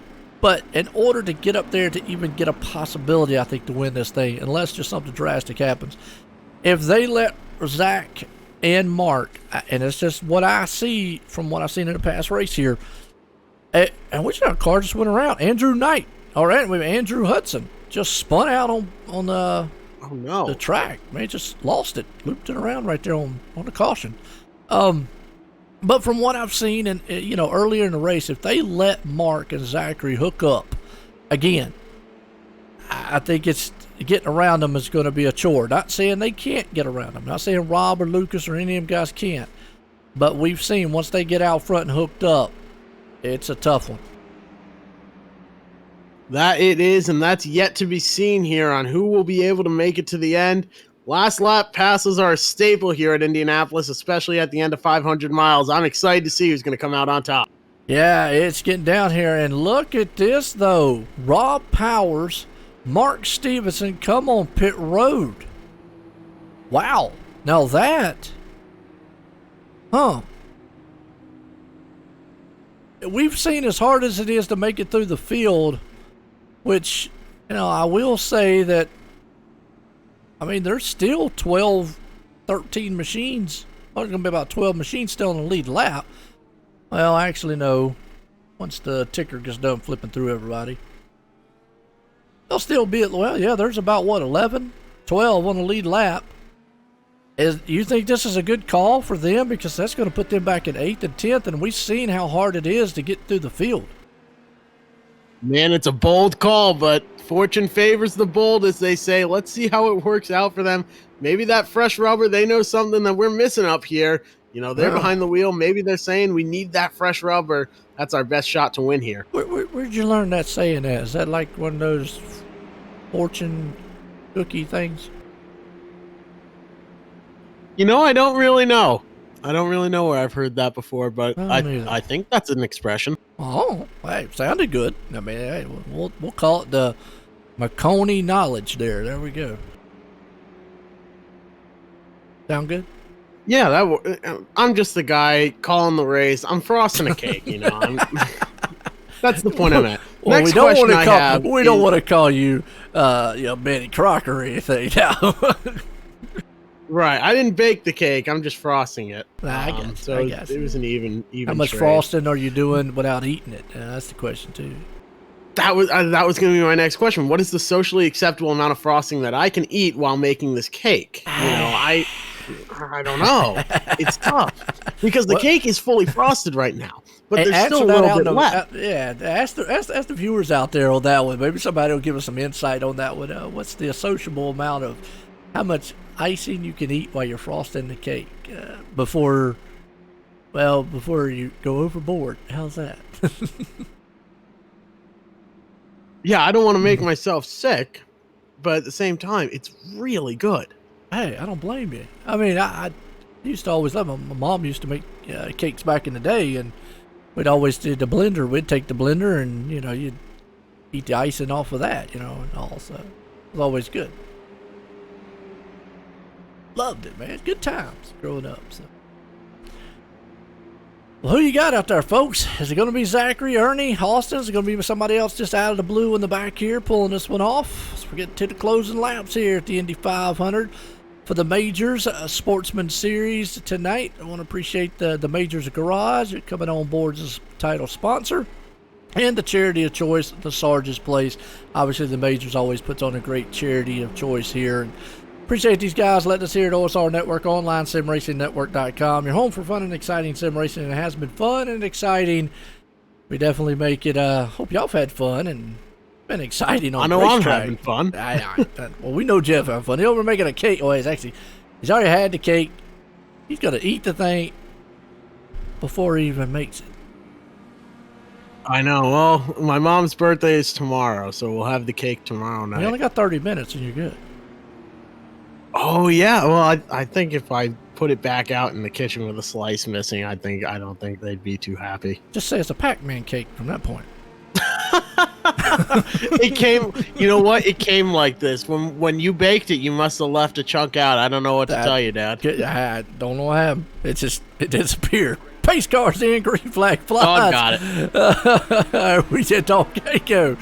Ernie Ludwig in second, Zachary out front. And Zachary wasted no time getting away from Ernie and Austin. I mean, he put the hammer down and long gone. And I'm going to tell you, the best thing I think for Austin and him to do is hook up, nose to tail, and Austin to get his teammate there of Andrew and get all these guys hooked up because Zachary is out there setting sail. That he is. Him and his little fighter jet Indy car right now is out in front. These cars have been absolutely phenomenal tonight. Zach Brown. Ernie Ludwig, though, now coming with a run on the outside. Look at that. He's powering by out there. He might even be clear. He is. Here comes Austin Knight as well. He's going to make a move down into turn one. He had a great run, and now he has to check up a bit, though. He's got Andrew Houston behind him. Those two teammates are now back together. Ernie Ludwig, Zachary Brown, they have teammates out here, but they're alone, and they spin. Zachary Brown gets into Ernie Ludwig. Ernie hard into the inside wall, but no caution. No, because he stayed off the track. Let's go back here and watch the replay and let's see what happened between the two.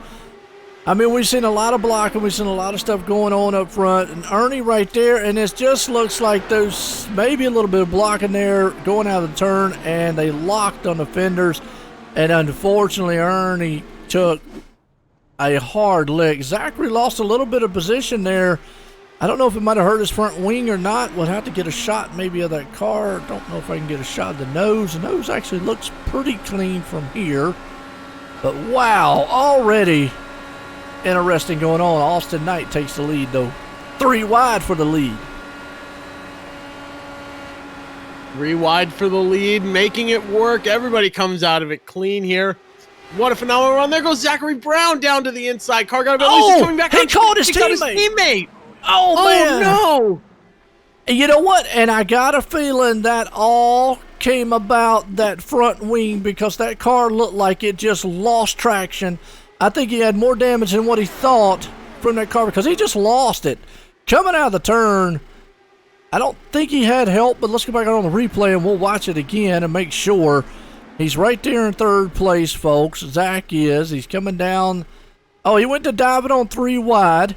We've always said all night long 3 wide. I don't know if there was contact involved, but he went hard into the turn. Oh, he caught the grass in the rumble strip and upset the car. Next thing you know, he went in the grass. He came up the track right in front of his teammate, Robert DeLoach. They'll be talking about that one in the pits. And Zachary Brown is done. We know he doesn't have another fast fix. That will end his night right there. Wow, hard lick. And Robert probably is thinking, are you kidding me? Wrong place at the wrong time.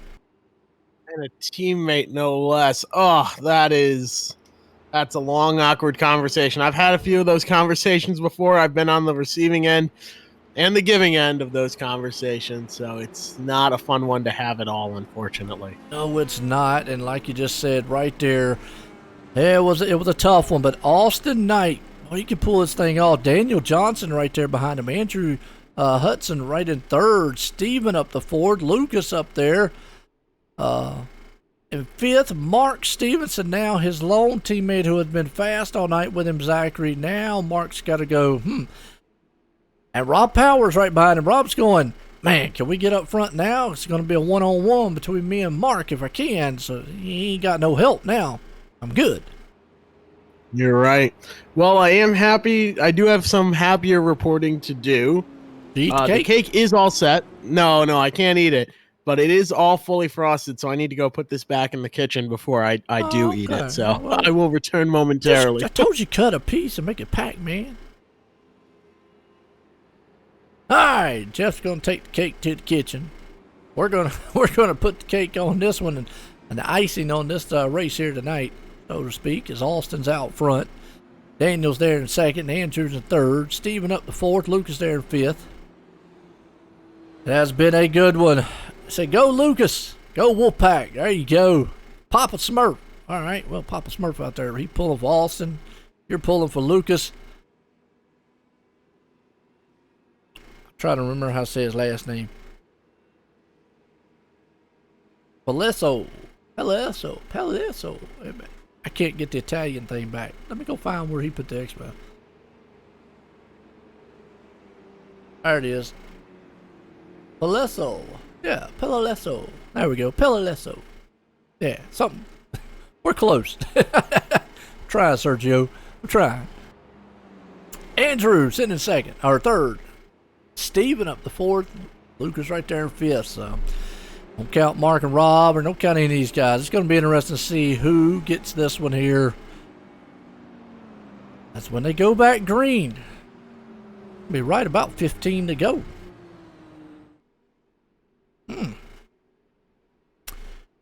Get down to the closing laps here. Oh, I remember he's Italian.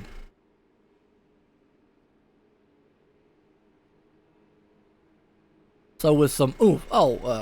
Lucas Palesso, and a Palesso. There we go. That's about as close as I can get. Come on, Sergio. You got to work with me on this one. Well, us Southern guys, our oomphs are, how you doing? Y'all all right now? That's kind of our oomphs. We don't really get that. Palesso. Yeah, like Italiano. Yeah. The meatballs. Yeah, the meatballs. Yeah. There we go. I got that one down pat. Pretty good. Alright, well, it's going to be a good one. Does Lucas have enough to pull it off here? Austin's got it out front. I was going to have to see. Anybody tuning into the race now and hear me say that would be like, what in the world's wrong with the announcer guy up there? He's done lost his mind. No, I'm out there trying to help out Sergio. I appreciate it. Oh. Lights off on the pace car here. Getting set.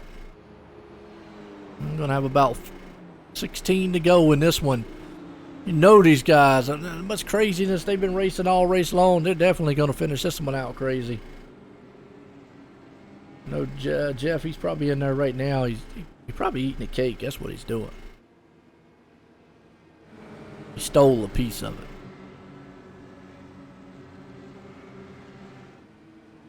Here we go. Austin Knight, Daniel Johnson. You heard Lucas might be connected. What, to the Italian Mafia? Well, you might need the Mafia here. The boys up front are fast. We'll see. What's up, Bucky? Austin takes off. And we've seen all night long, anybody takes off like that, to get run down pretty quick. Daniel Johnson right behind him, though. Andrew's trying to get in the tire tracks. Andrew's going to try to get back and help his teammate. Here comes Daniel for the lead. Outside. His teammate's going to drop down, though, and help him. There's two guys up front. And right now, getting to the closing laps of this one. Who's it going to be? Out front, Daniel Johnson takes the lead for the moment. Austin Knight there on the outside. Oh, they're trying to do some. It almost looks like these guys are actually trying to do side drafting. That just don't work here in an open wheel style car. I don't think it does, anyways. A little dangerous. Here comes Rob Powers, Mark back there. Them two guys are trying to come to the front. It is a huge one up front here. Andrew back in third, Austin in second, Daniel up there. Lucas is falling back to seventh, but they're side by side already. You tuned in to hear me. Yeah, what's up, NASCAR? How you doing? I was trying to help it out. I was throwing my best impersonation out there. Daniel Johnson right there. He's going to go side by side there with Austin Knight. Daniel's going to try to just work. Andrew, excuse me, going to try to work with his teammate if he can. Behind him, Mark. He's moving up. Oh, close. Andrew almost. Right there, he's going to get a good draft on his teammate, Austin. Mark's going to go high, though. He's going with Daniel. Mark wants that lead back. Problem is, he's got Rob Powers coming. Rob says, hey, Mark, Look in your rearview mirror. I'll be there in a minute. Oh, Mark's going to split them 3 wide. He says, I can't wait. And I'm going to tell you what, Austin should have gone up there and blocked that move. Oh, he definitely should have. And Oh, there he got into goes around. Oh, no. Ouch, man. Oh, another car involved, but wow. Came back right in time. Mark Stevenson went 3 wide, and then Austin in the turn. It looked like when he went there, they just turned and got into each other. Slams the wall hard. Woo. That's pretty much night done right there. Oh, it certainly is. That's a heartbreak right there. Like you said, I came back at the perfect time. Oh, my goodness. Oh, Austin out front leading it. Did you eat any cake while you was in there? No, the cake is all in one piece. Don't worry. It took me a bit longer than I anticipated to put the saran wrap on it because I had to put like toothpicks in all around and all that. Oh, you fancy it up a little bit. Mm-hmm. Right.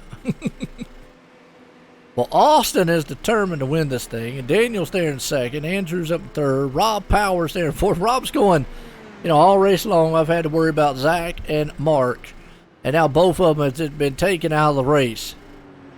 Now, who do I got to worry about? I got a team up here of Austin and Andrew. Rob just can't get away from teams. It looks like, though, he's got a teammate up there of Daniel, though. So maybe this might work out. It does. It certainly does appear that way. So it's the battle of the teams here. Daniel Johnson, Rob Powers versus Austin Knight and Andrew Houston. Don't forget about Joshua Lane, though. Lucas Plussel, all having some really good runs out here tonight. Joshua Mertz at one point was 3 laps down, and he's worked his way. He's running in 7th right now. How about that? Yeah, it is. So, getting down, going to be about 10 to go here. Now, another thing to bring up. I do not think IndyCar series or IndyCars have... Do they have green, white checkers? It depends on if the majors put them in, so I'm not too sure. We're going to find out possibly. In general, does IndyCars have green, white checkers?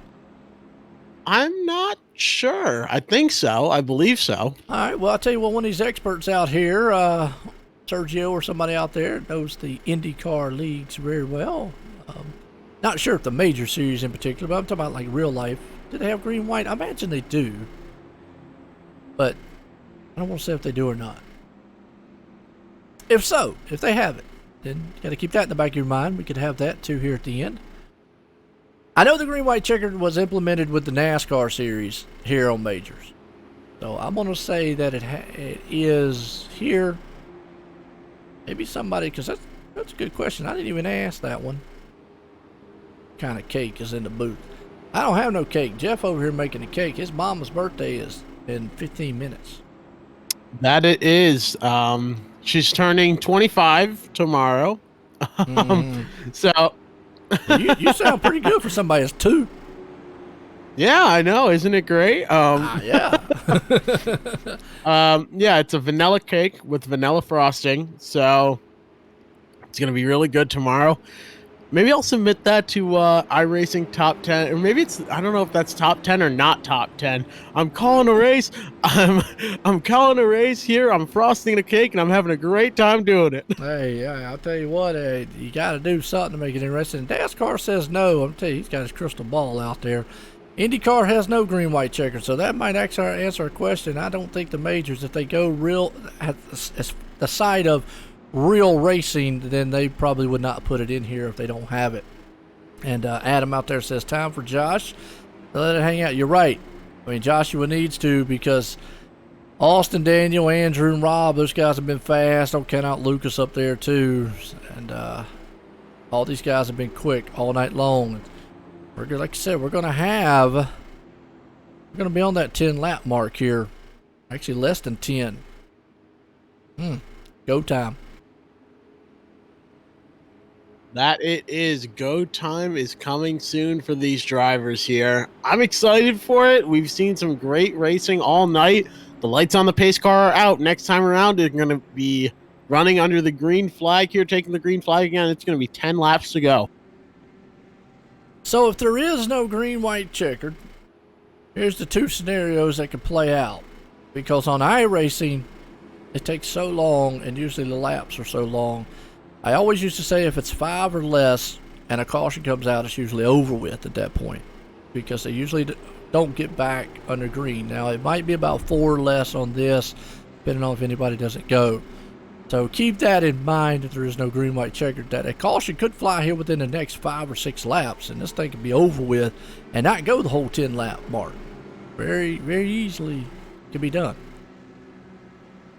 Absolutely, but this is all yet to be seen. Everyone is going to take advantage of any opportunity that comes their way. Not that they haven't already, but even if there is just a glimmer of a chance there at making something happen, I think we're going to see it here. It's 10 laps to go in the Majors Indy 500. You've got to get out there and just do it, man. I agree with you on that one there. Austin, he is in a spot that he wants to be out front. Now, the thing we've seen, any car that gets a jump out front very far, that second place car just runs them down. I don't know if by design he wants to get out there, but we'll just see on this restart what he does. He does have a teammate, Andrew, there. Daniel looks like a teammate there of Rob. We'll count Joshua out. Lucas in the mix. Another Joshua there sitting in 7th. Robert DeLoach. Oh, Robert, remember he got caught up in a wreck earlier on with his teammate? He uses fast fix. He's up to 8. Don't count him out. He's still here too. So he's got a fast machine. Yeah, that was crazy, but look at that. Austin, he just kind of checked the field up and said, okay, I'm going now. He didn't want to get too far out. Green flag. Green flag in the air. Daniel Johnson sitting in 2nd. Andrew Houston in 3rd. Rob Powers, though, back there in 4th. And he's got Joshua Allane behind him. There's 9 cars left on the lead lap in this event. They've all got a chance to win if they play their cards right.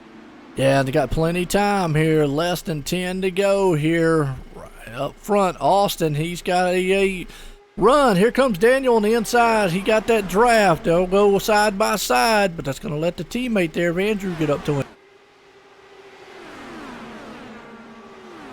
What a run here coming. I think we're going to see some great battling now. 2 teams side by side for 1st, 2nd, 3rd, and 4th. Here comes Joshua Allane, although he's sort of just sitting back there and waiting. Austin Knight was only 0.01 seconds, 1/100th of a second behind Daniel Johnson. To put it in perspective, it takes about a 10th of a second to blink. So about a 10th of the time it takes to blink was the distance between those 2 cars. Now they've swapped places. The blue cars are down below on the inside. That's Daniel Johnson and Rob Powers. And up on the outside are the white and rainbow cars of Austin Knight and Andrew Houston. They've swapped spots, but they are still battling hard. Yeah, you see the teammates there. Daniel Johnson, Rob Powers up front using that tandem there as Andrew riding along with him here. And Austin in front. They need to hook up, but he's got a car down low. Man, you have got a whole cluster of machines. Here comes Robert DeLoach. He wants that. Caught up in a wreck earlier on with his teammate. That would be awesome for him to put in victory lane after getting caught up with his teammate. That's a wild one now. You see these guys, they're starting to beat and bang on each other up front. They want this win.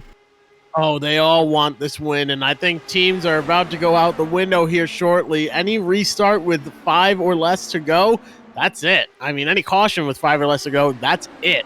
So right now, they know they are rapidly approaching here. It's going to be 7 laps to go in this Indy 500. Oh, and right there, you saw Rob Powers throwing blocks, and along with Joshua there. I mean, these guys are just side by side, inches upon inches from each other. One wrong move, and it's going to send this car just into somebody or wrecking. What about a right move here for Lucas Blussel, having a great run? He's up to 5th now. Yeah, it is, and Andrew right behind him. Down low, Lucas right there along with him. This is some close quarter racing. Hold your breath. That's all these guys are doing. 6 laps to go at the line. They are still running hard. Austin Knight led that lap by 0.03 of a second. 1/33rd of the time it takes to blink. That's how close they are at the line. So I think we're going to see a finish just about that close. Oh no, there goes someone. That's Joshua. Oh, he's flipping down, and that's... Caution. I think we're going to get 1 lap. Yep. I think they are going to restart here. Yeah, we should be, essentially would be a green-white checkered, because they should get just contact between him and the other car there. I'm not sure who that was. I think it was Andrew. They just got together in the turn. sent Joshua up into the wall hard, flipping. That car all tore up. At this point, I think you have to stay out. No doubt about it. You stay out and run this race, but oh my gosh, that's huge. John King. Karma for Deloach. Well, absolutely. He was in the wrong place at the wrong time, and his teammate come flying through in front of him, took him out, and now he's up in the 7th. So, there you go. But it's going to be interesting. They are racing for keeps right now. I think Rob Powers is probably in the best position. We've seen Daniel. Well, we've seen the leader all night long get a jump out front, and then second place car just run him down. Keep in mind too, Jeff, you don't have to pass the car to win. You just got to be in front of them crossing that line. Exactly. You have to have the nose out in front of them, and that's it. The first car to have any piece of them cross the line, assuming it's attached to the car and not like a piece of debris flying off or like somebody chucking a water bottle or something ahead of the car. I don't know. But whichever one crosses the line first is the winner. They don't have to be fully clear. We're going to see a great finish here if they go back green. So, in other words, I couldn't throw my helmet in front of them and win. No, I don't believe so. I don't think that would be allowed. All right. Well, maybe about one or two. Yeah, I'm going to say about, essentially it's going to be probably a green-white checkered in a sense. Probably about 3 laps, 2 to 3 to go here. If a caution flies in between there before they take the white flag, we know it's over with. So that's what you got to keep in mind. I mean, Daniel's going to put the hammer down because Rob's going to be coming. Austin's got to make some moves here. It's going to get wild up front. That is an understatement here. 197 laps down of 200. Man, these drivers are now getting excited. They've been here for over 3 hours. They are ready to wrap this up, and they all want to come out of here the winner. It's going to be a fantastic finish, and I'm beyond excited for it right now. Oh, yeah, me too. It has been a wild one, so here we go. Set to go, green flag to finish this one here for the Majors. Indy 500 here tonight, and check out the sponsor here tonight, the Majors Garage, and also the charity that they are representing, the Sarge's Place. I appreciate that. I appreciate all they do here at the Pacific Majors. It has been a wild one here with these Indy cars. Well, Jeff, let me look real quick. Real fast here, because when we come back to the Major Series, click on the schedule here real quick. When we come back to the Major Series, we're going to be at the famed. We go to two very famous tracks back to back. We go to Le Mans, 2.4 hours of Le Mans with the Audi R18, the Porsche 9, the HPDs, the BMW M8, the Ferrari GT, the Ford GT, and the Porsche GT cars. So 2.4 hours of Le Mans. We know that track is huge in itself. Some more road racing there. And then that'll be June the 7th, by the way, folks. June the 28th, the 2 races in June. They're going Indy road races. We're back with the Dallara cars, but we're not only on the oval, we're going to be on Road America. 55 laps there. And then here's one I know John Wimbus was looking forward to. We missed it. We're going to skip July. We're going to go to August the 2nd. The Knoxville Nationals. Dirt Sprint 410s at Knoxville. Going to be interesting. And August 23rd, the Belgium Grand Prix. I was telling you about, we're going to take the William FW31 cars around Spa. I'm interested to see that. I like Spa. Awesome.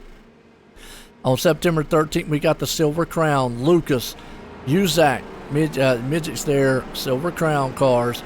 And then on September the 27th, Watkins Glen, the Lotus 49 machines in the Classic USGP. And here's another one that's interesting on October the 18th, Bathurst 500. That's right, supercars at Bathurst, Mount Panorama. It is a dangerous place to race at. And the California 500, we go back with Indy cars on an oval, Auto Club, 250 laps of Auto Club. So another high speed right there again. And that actually will conclude us back in November for all the races, 14 races in the series. We do have some off-season special races that'll happen coming up in December. They do run the Majors 24. They have an Iron Warrior race at North Wilkesboro in December. Then they have some other races, but got a awesome schedule coming up here. Some awesome races.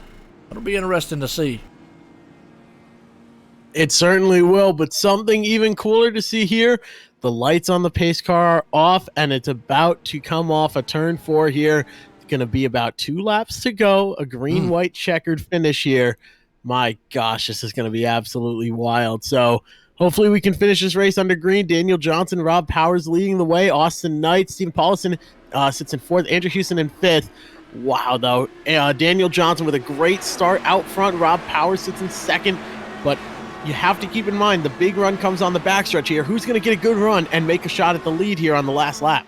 Yeah, Daniel Johnson got a run out there. Rob Powers, his teammate. Are those two going to try to just hook up until the white flag flies and get away, far away as they can from Austin and Steve right there? As you see, Rob's going to the inside. He knows they're far enough away when they get around this time. It'll be the white flag. If they get the white flag, it won't matter what happens. But Rob Powers takes the lead. Here comes Austin, though. You're about to have a 4-car battle up here for this last lap. Car crashing. Caution is out. You're right. Joshua Mertz. Rob Powers is going to pull this thing off because he would have been in the lead at the time. Now, he should be able to pass Daniel back. Yep, puts Rob back. Let's go back and see. Oh, Robert DeLoach and Joshua got involved in that one. Ouch. Oh my goodness. Man. Wow. Joshua nowhere to go, just got in the back of Robert. That brought the caution before they could get to the white flag.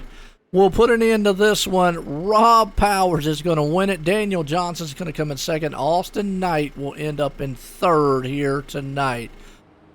Woo, what an end to this one here at the Indy. What a race that was. Yeah, that was really just absolutely phenomenal. What a great move there at the end, a heads-up move.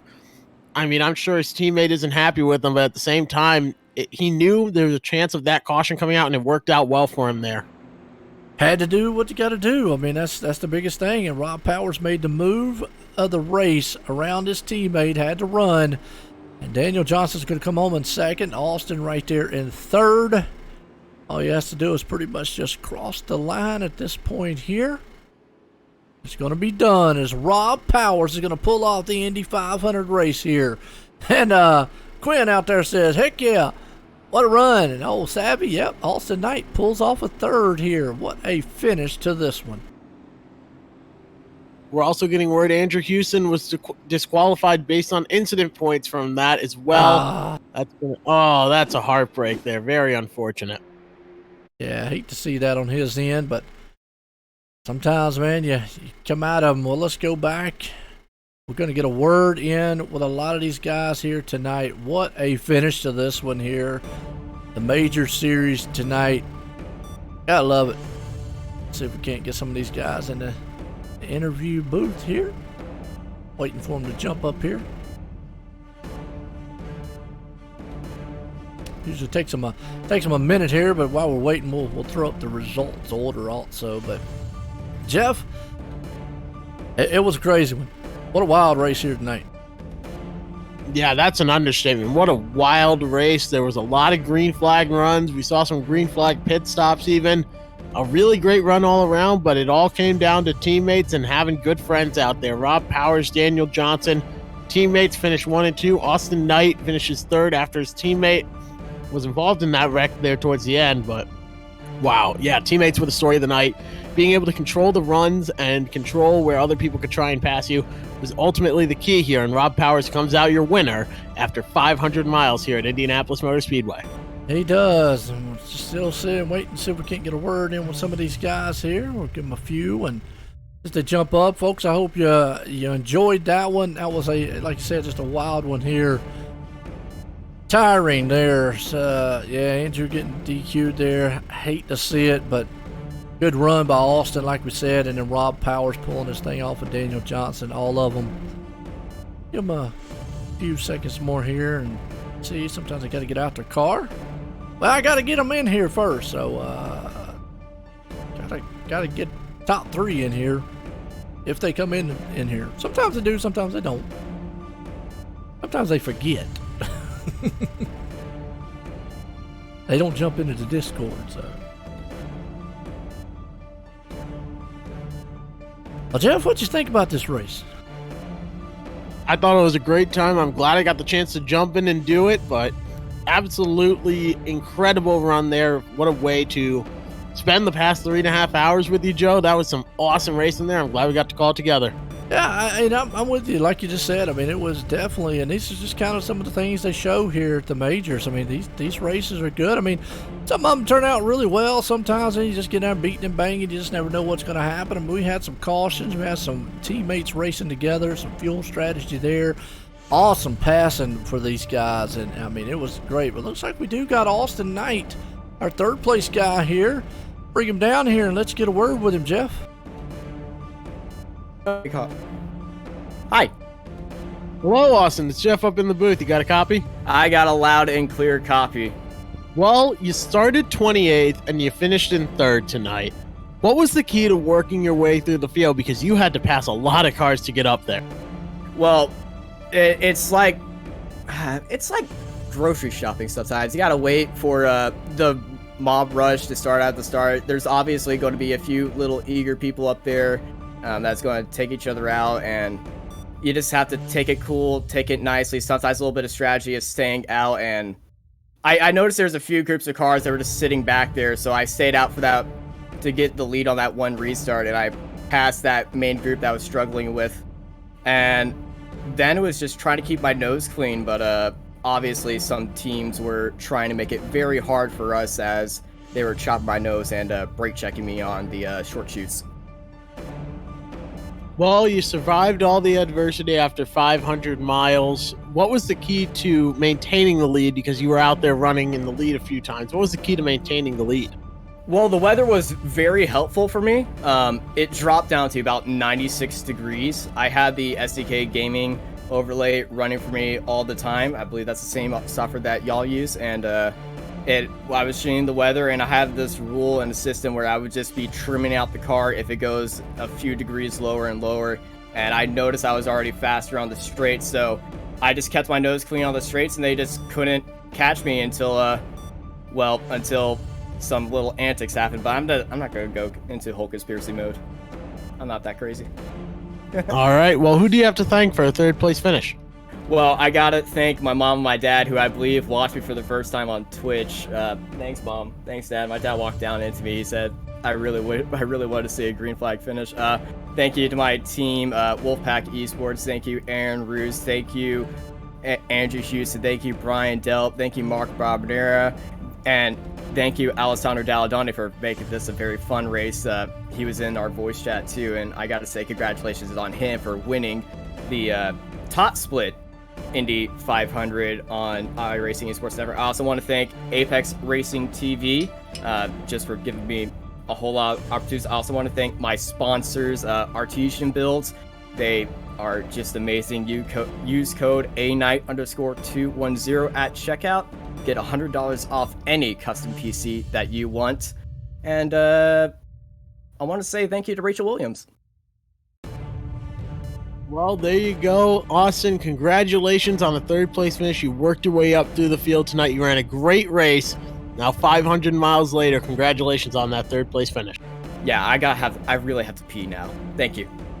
Well, there you go, man. Austin Knight with the Wolfpack here, and like I said, it was an outstanding job by him pulling it off in 3rd. Well, Daniel Johnson here was able to hang. He almost pulled this thing off here. Let's bring him down here. Let's get a word with him. Daniel, you had your teammate there at the end. First and foremost, I want to ask, what were you thinking? What was going through your mind when you look to your left and you see Rob on the backstretch going there and you're side by side? Mostly that So I'm just still thinking.